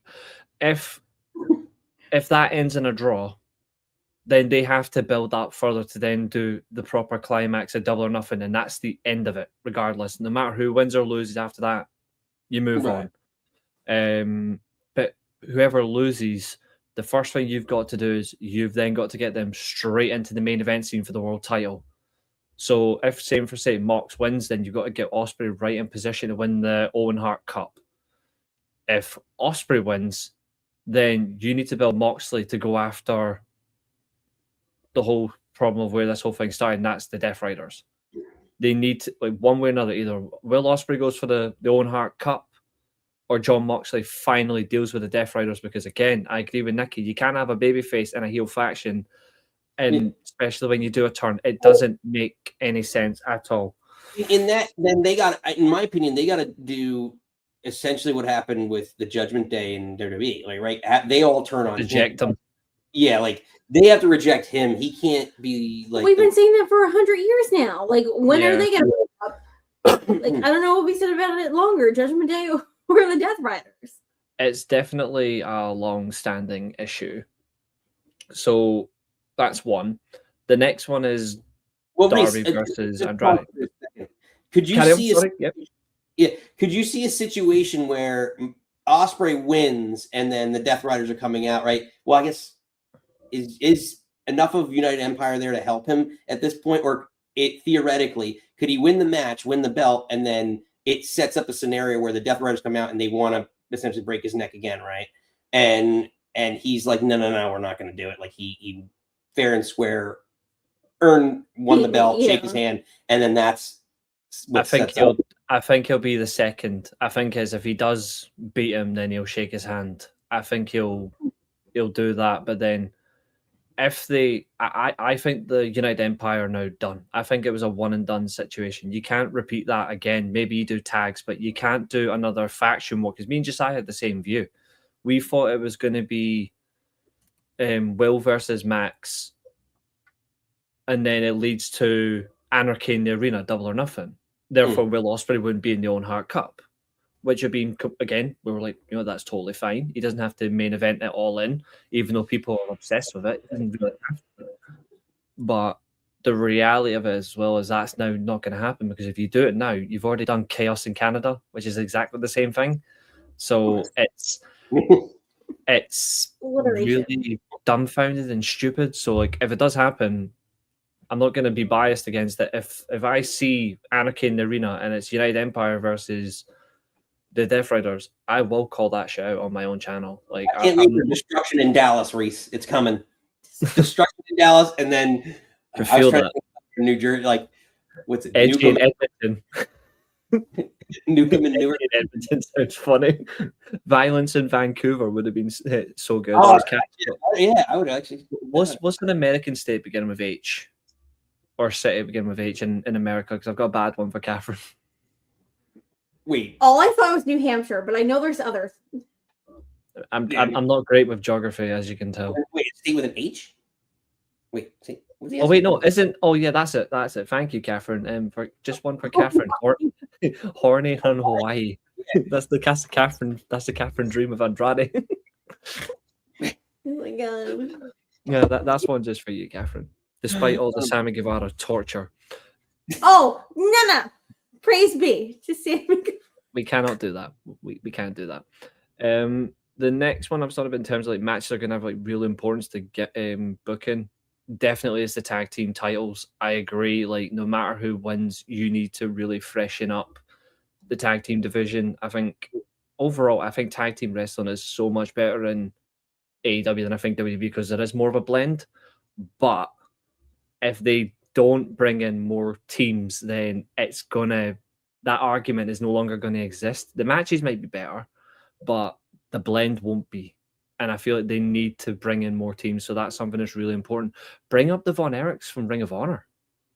So you don't think the current division, like, do you mean externally as well? Like, do you think the current division would be elevated with, like, there's, like, you got, like, the Rascals, right? The Acclaimed are still there. Like, you know, like, I mean, technically Jungle Express. Jurassic Express. Yeah, they're there, but they're not different. You know what I mean? Like they've been there for a while. So like I would like the Von Erichs to leave Ring of Honor and come up to the main roster. I would like them to try and branch out. Maybe you bring in teams from like the indies like that are not being used and give them an opportunity. Like they brought in the teams from MLW. They brought in a tag team of MLW that MJF personally gave the contracts to. I can't remember. If the Dog didn't have the trios titles, would they be something you consider, or are you not even? I would do Gabe Kidd and Clark Connors, yeah, and then you have Finlay as a single. Like, I mean, I can say now that they've reduced my worries on the Dogs now. Like, especially David Finlay, they've brought down my worries a little bit because they're using them not to the way I thought they were going to. So that's kind of helped my doubt. I don't know what Josiah thinks because he's also the same. Like, we have doubts over him, but like not because we don't like him. They started having him right, like. Because I remember you mentioned this a couple weeks ago, and you're like, you know, I don't know if David Finlay's going to get booked the right way because he needs to be kind of like aggressive. And you saw like was it last? Everything's blending together, but like it might have been Dynamite where they're backstage beating everybody up, right? Like before the match. Yeah. So like they're at least trying the way and make it presentable as a threat. Because after that start, the first couple weeks, like Nikki and I were like, shit, they're screwed. They're going to get completely better. It throws me off a little bit. If Finley's kind of supposed to be like the de facto leader, why does Clark Connors always come out center and walk in front of everybody? I don't know if that's the thing he did. That's just how they walk. But he always looks like the vocal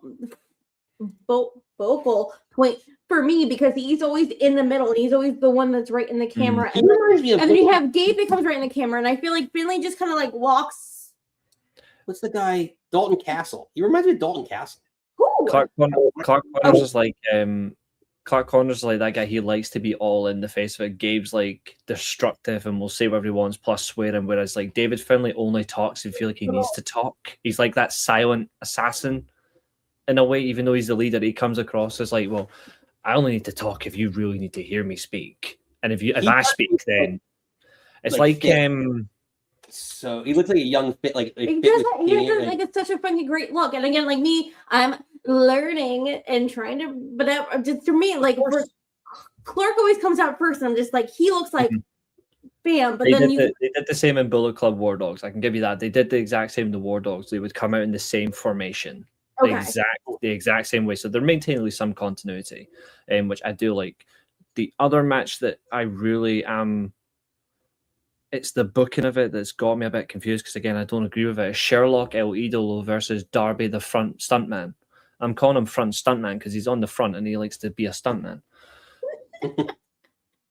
I have perspectives about him because, like, again, if Sherlock wins, he doesn't get Catherine, so there's no prize.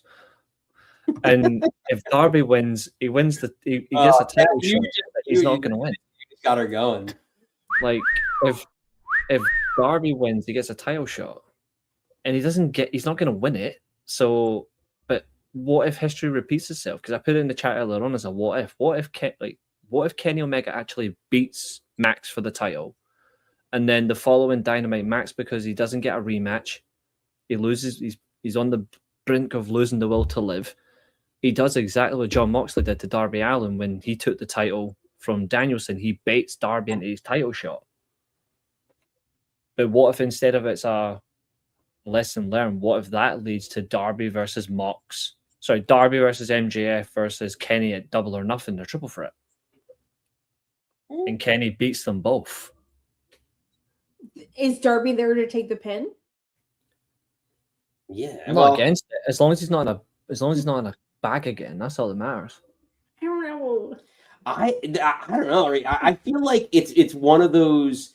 We talk about this all the time on like whether in every promotion does this, right? Like whether it was like Mark Briscoe a couple months back, or like it's like a reward for your commitment to the company. Yeah, and like. But is the world like literally? Is the world like Darby Allin like because he was one of the first, right? Like 3, 4, 5 wrestlers on the roster, and like he has his unique look, everything else. Like, is it like a thank you moment here? We're gonna put the strap on you because you've been here since he won 7 years later. This is the only thing though, and I like the fact that you brought up, is this like a thank you thing? Because if you're doing that to every single talent, then AEW would have at least 30 world champions by now, but they don't. They have 10 people have held the title, and some people have held it more than once, because I actually think AEW are better at managing the world title. They might not be the best at booking it so often, but they're at least better not in 7 years constantly flipping the title belt around. They're at least making it work. But that's the only way I will agree. Like, I think that we could criticize the rest of the card, however, but yeah, I agree. He protected his world title as much as humanly possible. Like the shortest reign, I didn't even think it'd be interesting to look at. The shortest reign, I believe, is Danielson's. But even then, he still got at least one pay-per-view defense. He got the all-out match against Jack Perry before he lost it to Mox. I'm pretty sure it's that. I don't think it's. I think it's either. It's his reign. It's not. Joe was technically November. Was he shorter? To December. Yeah, he was 35 days. Samoa Joe was actually 35 days. Danielson longer than that. Danielson was 48. I thought that was because I was there when he. Yeah, I mean, yeah, but yeah, like I was there when he won it. Like I was at both All Ins, like back to back years. So I generally thought his reign was shorter than that because of the time scale, but at least he got a decent run. I feel like Danielson, like I put it in the chat as well. For me, the best AEW World Title match I've seen in that entire company history is the Iron Man match. I still think to this day that's the best title match for the title. And I know a lot of people love Max for it, but for me, Danielson should have won. That was the best time to put the title on him. They didn't need to put the title on Danielson at All In against Swerve, because it should have been, sorry, Catherine, you're not going to like this. It should have been Swerve babyface versus heel Hangman for the world title. And then Swerve kicks the living crap out of him. And sends him back down to, I don't know. Oh, wait, AEW Dark was gone by then. You send him down to Ring of Honor to lose to Dalton Castle. But Reese, Catherine, that's not funny. That is not funny. Watching AEW Dark got a lot of people through the pandemic, because that was like there was a lot of good on there. There was a lot of good stuff on AEW I Dark. remember watching a lot of that and being like, yeah. I made. That's how we got into AEW. That's how we got turned. I got you into AEW. Yeah, and then like, but whatever. All watching in the bedroom in the little bed on the little TV. And that's the thing. It was great. We started. And MJF came out and they let him cut a promo, and I looked at you at Nikki and I said, "This guy's going to be an absolute star if they're letting some like whatever time 19, 20-year-old come out and cut a promo on when you're a new company on a pay-per-view. You just want to throw out or like."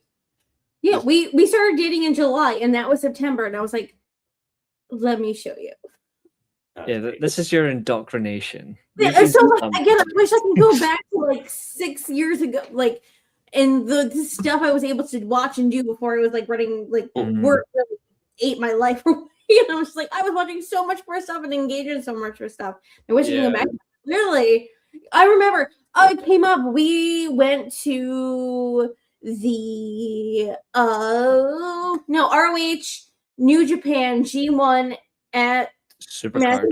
Yeah, Supercard. It was. Oh, don't have that card because Josiah's in the chat. Yeah. Don't. Josiah's in the chat. He does not like it because of the main event. Although I love to rib Josiah for it. Was that the Matt? Taven? We're gonna get. The main event was if it's the one I'm thinking of, it's Okada. Nick's got some feelings about that because the guy sitting next to us. The main event was Okada Jay White, but then the undercard was also it was Taven, Marty Skrull, who we're not supposed to talk about, and what's his face. Who else was in the?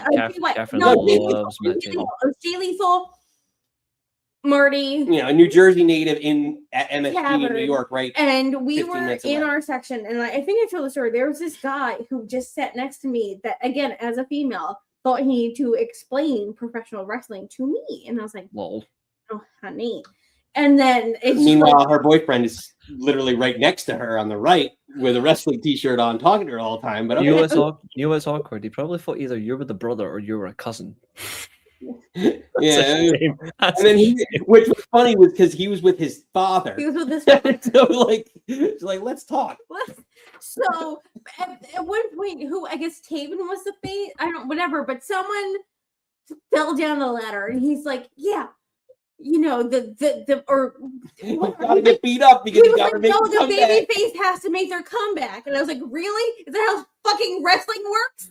And then no shit, Sherlock. As you all know from a couple cocktails. Yeah, Nikki was like 3 or 4 drinks in. She's like, "Yeah," and she's like whipped out. And then he looked at me, and I was like, "You haven't talked to me the whole night. You were hitting on my girlfriend the whole night. And what do you want?" And I looked at him like, "What do you want me to say?" Like, oh Jesus, Catherine, Jesus. Let me defend the guy hitting on my girlfriend to my girlfriend. Catherine, I'm gonna be honest. I thought that was Alabama. But it was just like there's some bad dark jokes about that. For him to be like, he has to make like him trying to explain wrestling to me all night, and as the beers went down, I was like, "Oh, yeah, it's not." Again, the jersey comes out, and the mama gets a little angry. He was like, "Is this how fucking wrestling works?" And he looked at me like, I was like, "Honey, I am not here." Actually, it was kind of like the last show. I was just like, "That's kind of like it's just like that's." It's mad, but yeah, that's something that me and Josiah. That's something that me and Josiah don't like. Is I thought it was just Alabama. Me and Josiah spoke about on a show once about that same event, right? And I was like, obviously, we're both big Okada fans, we're both big Jay White fans, but I was like, I really want to go rewatch this, and I added it to the rewatch spreadsheet. And Josiah got fucked up. He's like, "You better not add that match." I was like, "Why not?" He's like, "Because Jay White should have fucking won." I was like, adding back to the list. He should have, to be fair. We were so high up, but could you imagine that? Again, you're watching it. It's like me and Nick in the background. Yeah, it's the only other company that's been able to headline Madison Square Garden since 1960. It's mental. I would love that. And they're in the windy season. Cheeseburger. I know. Literally, we did the NXT Brooklyn show where we were calling it New York, and then we did Madison Square Garden. It was like we were nice. Less than a year. We're just doing. Oh, NXT. That one was Gunther beat Peter Dune. With a splash. That was that wasn't the turn, right? No, with Ciampa and Gargano. No. Or who won the belt? I'm trying to think. Was that not? Is Brooklyn not? Was that not Cole versus Gargano, or was that? Yeah, it was. Cole Gargano. Yeah, that's what I was about. Yeah, it was. One of the best matches I've ever seen live. For better or worse, Velveteen Dream came out dressed up like. Yeah, the Empire State Building. The whole thing. Look like that guy. Oh. But I will say though, even though I absolutely detest that guy, the one thing I will say that he did really well was that purple variation of Hollywood Pukester against Aleister Black. He should have been so good if he wasn't so gross. Absolutely, I agree. Schools, but also at that show, contrast to the piece of shit trying to explain wrestling to me, we were next to this. He was probably 10 years old, next to his grandmother in a wheelchair. And he grabs her and he was like, "This is all right, me and you." I'm sorry for the accent, but he was just like so excited to be there and didn't want to be there anywhere else but with her. And she was like talking like, "Oh, it's my grandson." He's like, he loves it. She's like, "I don't really know what's going on," but she's like, he's excited. I'm excited. And he was just like, and that's we do us. He's like, "It's all right, me and you." Yeah, and it's just like the sweetest pickles. We love sweet pickles. Cool. That's cool. I think. Oh yeah, that's what wrestling's all about. It brings people together. Yes, you have your moments where it can be manic or clunky, or you just want to just take a break. But at the end of the day, you come back and you have a laugh, and I think that's the reality. First pay-per-view, first TV event I went to in the longest time, or just a wrestling event. I had a long break. I went with I was telling you earlier in my chat, it was when you were on the show with Catherine, I put the Rollins Orton match. That was 2015. I'd been at a wrestling event in ages. I went with my granddad. Like, we were sent at the Hydro. We just went, watched, had a laugh, bought my wrestling t-shirt and all that, and then we just sat and watched that. Unfortunately, we had to watch John Cena wrestle, but we can live. It was Cena versus Rusev, US title, but we saw Rollins versus Orton, and Rollins won by DQ. Absolute horseshit. Of a conclusion, but that's wrestling. And then I've been the better ones ever since. Otherwise, I would never have met her. Your girl. Oh yeah, just you sit there. We'll let you be alone with your photo in a second. Last shot. Last shot. Okay. Like, share, subscribe, and if you use both draw, you can settle it in the SWA. Happy birthday, baby. Happy birthday, Reese. We love you, you know. Pepsi Max. My girl. Pepsi Max is on the house. Happy birthday, babes. Nikki, we're working our way back to the States, but from Scotland to the UK. New friend of the show, Josiah. What's going on? How are we? Firstly, thanks for having me on here. I've been wanting to come on for ages, and it's great to finally be on. Hey man, you're always welcome. Josiah's good people, as I like to say, good egg. Good egg. Cheers, buddy. Whenever you're drinking, alcoholic, non-alcoholic. Well, I had water, but I've kind of finished it already. No, fair enough. So Josiah, what are you thinking? AEW Dynasty. I'm thinking that it's going to be a good show.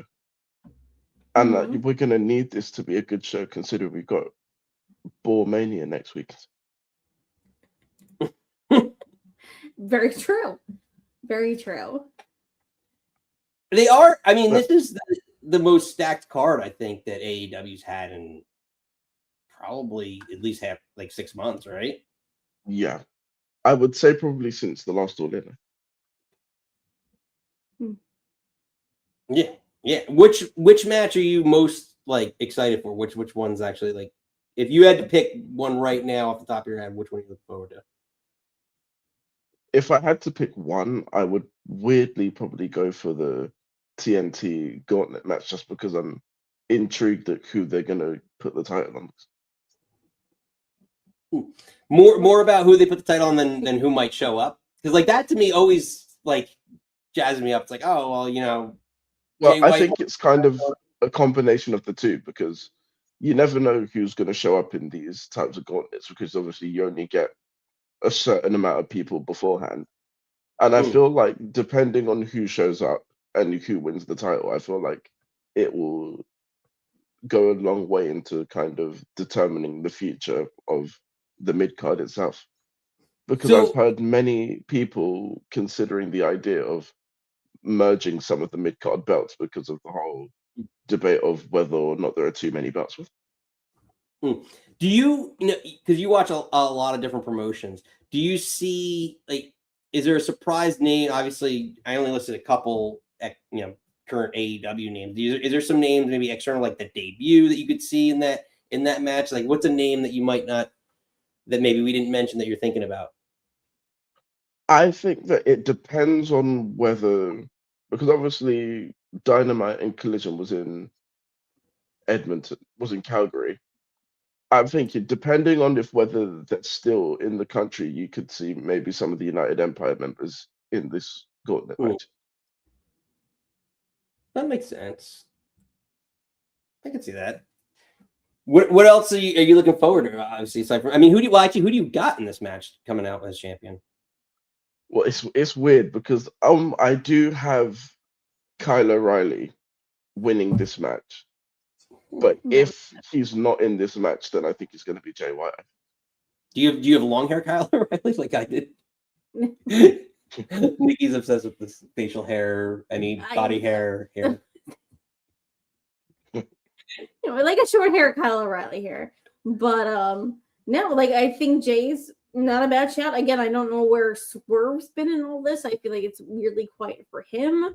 But like, I just wonder how long this is gonna, like, how many people are gonna get into this match. I hope they give it. They haven't even announced the amount of people that are gonna be in this match. Well, theoretically, right? If I'm understanding the rules right, it could end right just with Bruce and yes. So yeah, do they have to announce how many could be in it? I guess normally I don't remember. I mean, they don't have to, but I feel like it would make sense for them to. It would. I agree 100%. Like if I know, I'm trying to think who's not on the card off and now. Well, again, Swerve. Yeah, like if they announce Swerve in this match, yeah, like what? Especially like, considering the fact, like, then do you insert all the Death Riders in there because they're not doing anything? Yeah. Like, do you want to have all the Don Callis family kids? Like, do you have to be this big old schmoz? I mean, if you put all of the Don Callis family in, that's pretty much half of the match filled with them. Seriously, it's like a roster. Also true. Yeah, because just you said Brian Cage in the chat. Like Brian Cage could come back potentially. Like he's technically a Don Callis member. Yeah. Davis, right? Wardlow. Yeah, Wardlow's still. You got Gladiator's about to start. That's funny. If Wardlow would probably come back and get himself injured as soon as he gets in the ring.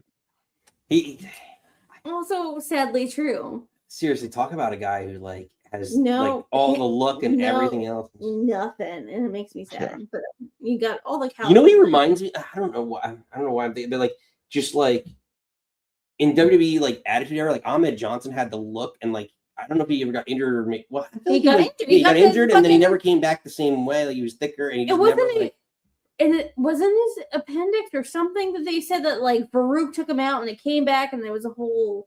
Yeah, and he just like never, but like the injury just like yeah. Was it diverticulate? It was something that like he took an injury, came back, and never came back. Great. Yeah, but just like again from showing my age here, but like that's kind of what I'm thinking. Like, yeah. Also, go dust his boot with him, and he was not okay with that.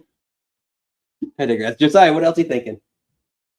I think that again, I've heard loads of discussions about the tag title match, and I do agree that I think it's important that they have a plan for whoever wins. Because if the whole thing is to have FTR win this match, as much as it's one apiece between the two teams, I personally don't want to see a third match between them. Agreed. Yeah, because they haven't really like this storyline has been I mean, like when I did the packages, like I was like, oh, like what's the story behind it, right? It's been they turned on I almost called him Edge, Cope, and they gave him a spike pile driver, and then he got Christian together to back him up finally, which everyone saw coming. And then they spike pile drive Beth, and it's like, so now what keeps this going into a third match if they're it's pretty because this whole feud has been pretty much just a 6-month feud where nothing between them's happened. Yeah. Honestly, it was funny because like I was trying to find something for the actual like build up, and it was just them beating up Rocky Romero. Yeah, Rocky Romero. Rocky Romero and I was like, well, and even to the point where what was it, Dynasty? Dynamite, where it's Stokely hitting a spear. Like half the stuff was set up because Trent Beretta and Rocky Romero are actually, doing the It work. feels like that this would have made more sense for it to be an 8-man tag with FTR and Trent and Rocky against the Young Bucks and Cage and Cope. But obviously they've put the Young Bucks with Takeshita and Okada, so or honestly, they've had to do it like this. Like I said it here, like because you already threw her in the feud, like make it a weird mixed tag where Beth Phoenix is like a six person tag, and Beth Phoenix joins up with them. Like at this point, like if you're gonna stretch it out to all in, all out, whatever that's Double or Nothing. Double or Nothing. Yeah. Yeah. That's where you could have took Marina, you could have done on Willow or an Aminata. You could have kind of inserted. Because I definitely wouldn't be surprised if Beth shows up in this match at some point. Yeah, I think it's inevitable because especially with Stokely hitting the spear on Dynamite, I think it's just like, and they've shown, and he's made too many references. But didn't they already do that though when she came out and took him out and tossed him over her shoulder and walked away? But then she got spiked. So like I don't know, maybe she gets a spot in against FTR because they're gonna win. So she's probably maybe going to be involved in taking out Stokely and maybe helping. I don't remember what was Edge and Christian's finisher together. I don't think they had one. I was gonna say a concerto. I don't. I mean, it's not like a Doomsday. It's weird. They never actually had a tag team finisher thing. I think they did they never used it as a finisher, but I think they did like a backbreaker leg drop at one point in time. But I don't think they ever used it as a finisher. Yeah, that's a huge question.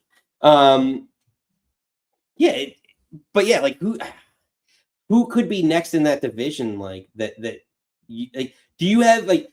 Well, first I'll ask you. We threw on this chat. Like, do you consider Young Bucks, Cope and Cage a dream match for AEW or for as a fan in general? I think so. Yes, simply because it's one of the few that we've actually still not seen before. So then, what matches then? Because Nikki eloquently put it, like parceling out dream matches versus like what you want to see. Like, what talent currently on the roster could they elevate? Or like, Reese called in earlier and mentioned like he's like it seems like more maybe outside, not that Ring of Honor's outside, but like outside Dynamite roster because like you still have the Acclaimed, you still like I said, like you still have Jurassic Express, you still have some good. You just brought in the Rascals, right? You still have good tag teams that are on the roster, but what do you say?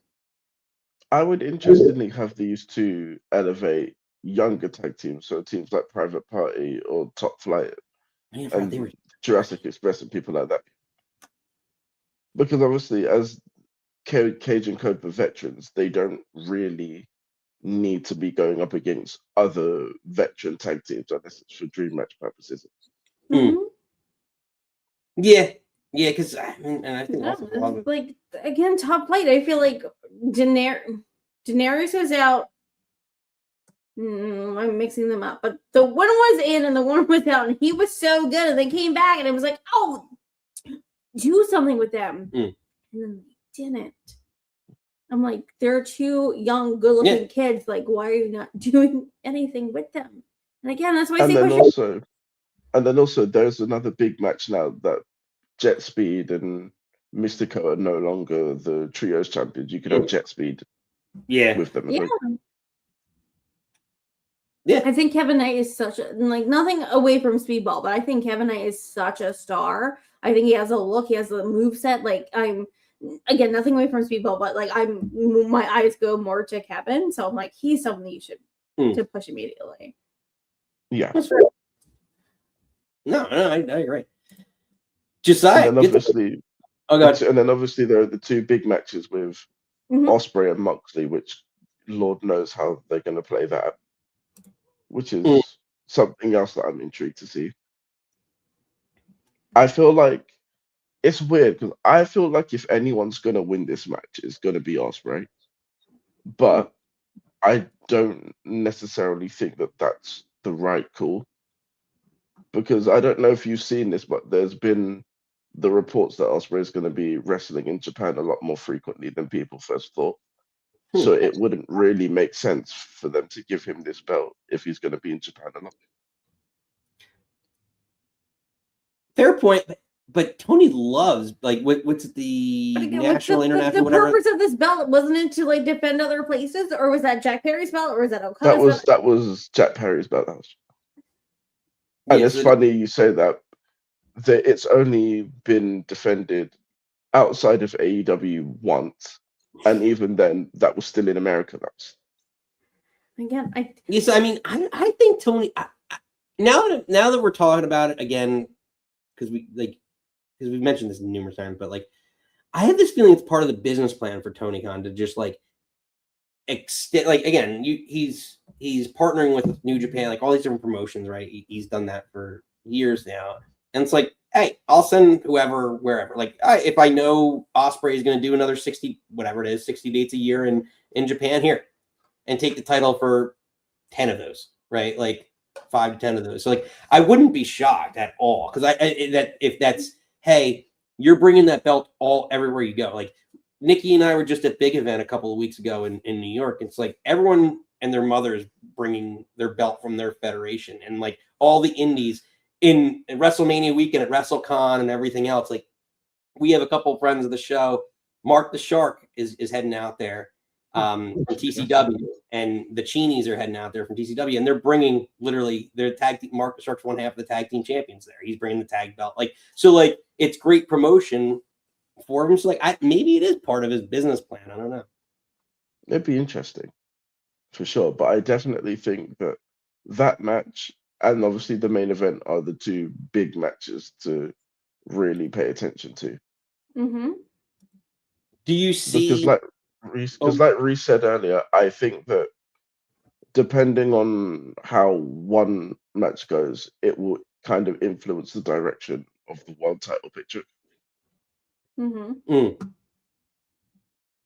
Yeah, because like, I mean, I think it's either way. You're going to find the next challenger is going to be a babyface or a heel, right? Like, so it's like if Omega wins,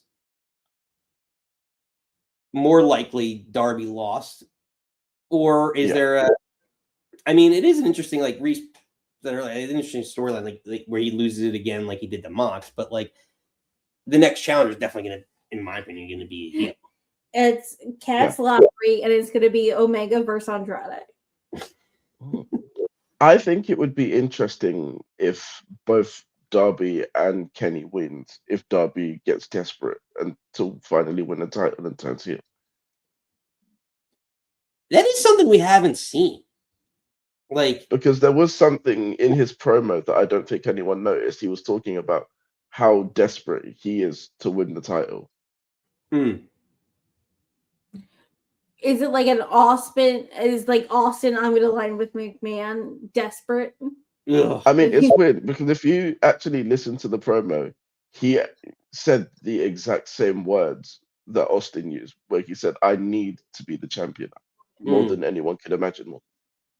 Yeah. So, I mean, honestly, actually, as you say that now, and I'm thinking about it, because I really actually like I never really thought about him for some. And it's like dumb, like never really thought about him as a heel, but like that might be the only thing that could, in my brain, get him to like world champion status, is like finding a way to make him heel. Like tell me, it sounds stupid because he's super over as a babyface right now, but like tell me you don't make him a heel and give him a heavy like Brody King with him, and like he finds his way to the championship match, wins the belt, he's his heavy, and then now you have that built-in feud already to set up Brody King. I would give him honestly the butcher, but anyway, just because I'm thinking for as long as he's just this typical sympathetic babyface, he's never going to be any more higher than just the guy that gets close but doesn't quite make it. Yeah, and like I hate to say about like look like if you're, because he's actually I want to look up what they have him listed as. He's got to be like 5'8", like 160 pounds, and like you're gonna be a smaller wrestler. Like same thing, like CM Punk's way bigger than Darby Allin is, weight wise and probably height wise. And like if you're gonna be an undersized wrestler, and you have to be a little bit more clever in the ways that you win. Maybe you're like a more aerial wrestler, but like you have to be more clever in the ways that you win. So like for him, he's reckless, right? He does all the reckless moves as a babyface, but like if he's gonna turn heel, like give him an element, a mental element to his game. Reese looked it up. He said 5'8", he's 179. I'd be shocked. Yeah, soaking wet. I'm gonna bench press him immediately. 5'8". Actually, I think which really, if they're doing like sports heights, which really means he's probably like 5'5", or like 5'3". Yeah. I'm 5'5", and I feel ginormous. Yeah, which means and instead of him being 179 pounds, he's probably like 150 pounds. Yeah, exactly. Like everything's like everything's just inflated to make it seem larger than life. Yeah, exactly. Josiah, so who you got in the main event? Oh, the main event, I've got MJF. For the longest time, I thought that Kenny Omega was going to win. But after they made that stipulation where it's just Darby that gets the title shot if he wins, that kind of swayed my thinking.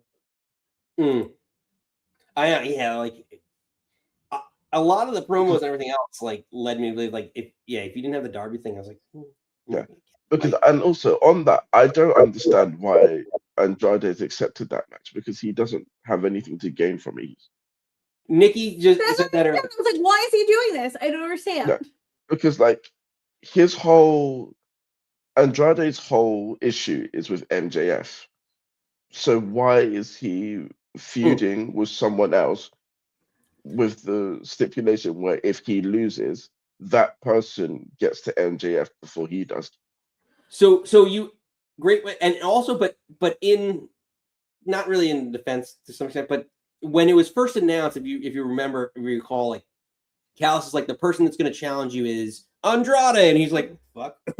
Yeah, so like Callis' pick, and he picked Andrade. Andrade was like, I don't want to do anything with this. I can't wait for Andrade to get out of the dog. Which maybe this is like a prequel to him leaving because these decisions were made, without his approval. Like because I do think we talked about like there's a million people in the Don Callis family, so like maybe start disband. Yeah, because I had like this request where the one thing that I want AEW to do is to have the Don Callis family ended by the end of this year. Stamp of approval. I agree. Yeah, because I feel like it's just gotten way out of hand. It started off with it just being Takeshita and Fletcher, and then all of a sudden it's just grown into like the whole company, basically. Oh, yeah. Every week I'm in the Don Callis family. I don't know if you knew that. And now they're just taking favors from people that have got nothing to do with the family. Yeah. It's all for the money. Like, you're patting Don Callis' pockets. Like Andrade's not getting that money, so why would Andrade want to do anything with this? Yeah. I hope Andrade wins and then he goes after Max. I rather that. That could also happen. Sure. Because again, like you said earlier in the show, that is a built-in story with the whole House of Glory and Zilla Fatu thing. Mm-hmm. Yeah. Makes sense. Josiah, this has been a blast. What's your last shot before we let you get out of here? Again, just a pleasure to be on here. I've enjoyed the shows. I watch quite regularly, and to everyone that's going to watch Dynasty, just enjoy the show. Enjoy what you enjoy, and just be civil about it without feeling the need to be toxic.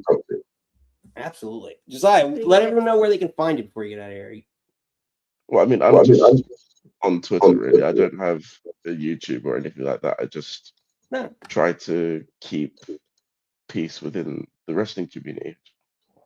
That's who you are, man. We appreciate you. Pleasure. This sweetheart. No, you cut everyone. I always cut everyone. I know. Josiah, thank you. I appreciate you. Good egg in the coming community. on. And I love that. So that's a great He's call. a real ring-a-ding-dong dandy. Thanks, guys. to get away from this Chris Jericho. No. I get to do those drops all I want. Creative licenses. I'll give you a license. I know, making new friends, Josiah. It's so great. I know you've been Josiah's debut. I know. Tis the season for debuts. Talking about debuts, making your pre-WrestleMania debut, Josiah. Thank you. Loving it. Yeah, it's gonna be a baby pickle. Good time. Good time. Yeah. As we are now 42 minutes. That sounds about right. Yeah, we're into 0 hour for sure. But Yeah, 42 minutes out of the PPV. PPV. PPV. Gotta get my terminology correct. But this has been a blast.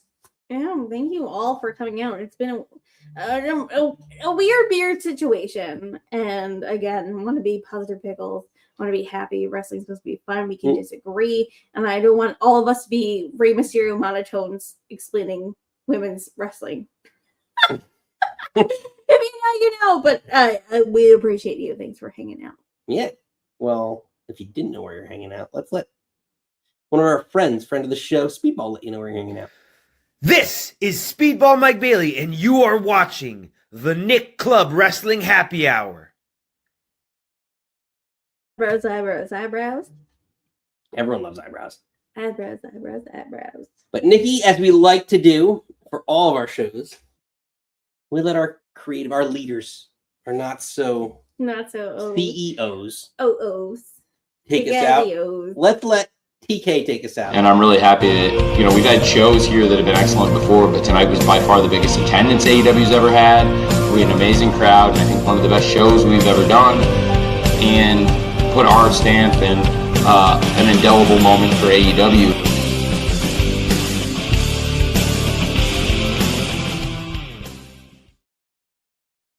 Indelible moment it was, Nikki. Mm-hmm. But until next time, we are back here Friday at 6 because it's WrestleMania season. I know, this is the fun weeks. So this is AEW. Again, if you're watching, come on back Friday at 6, 2 hours before SmackDown. And we are getting ready for WrestleMania season. We are doing Hall of Fame. Night 1 predictions, Nikki. It's going to be a fun one. But, it's going to be something. Pleasure as always. Cat reads. Yes, Lipstick and Lariats coming on Tuesday. That's next Thursday. Or Thursday, sorry, not Tuesday. 2 Thursdays. Not this Thursday, next Thursday. We're going to break down. Me and Kat are going to break down some WrestleManias and have some stuff for you to chew on. Josiah, pleasure having you. Debut on the show. Thank you. Oh, we welcome back in. But yeah, Nikki, until next time, you do not have to go home. But you can't stay here.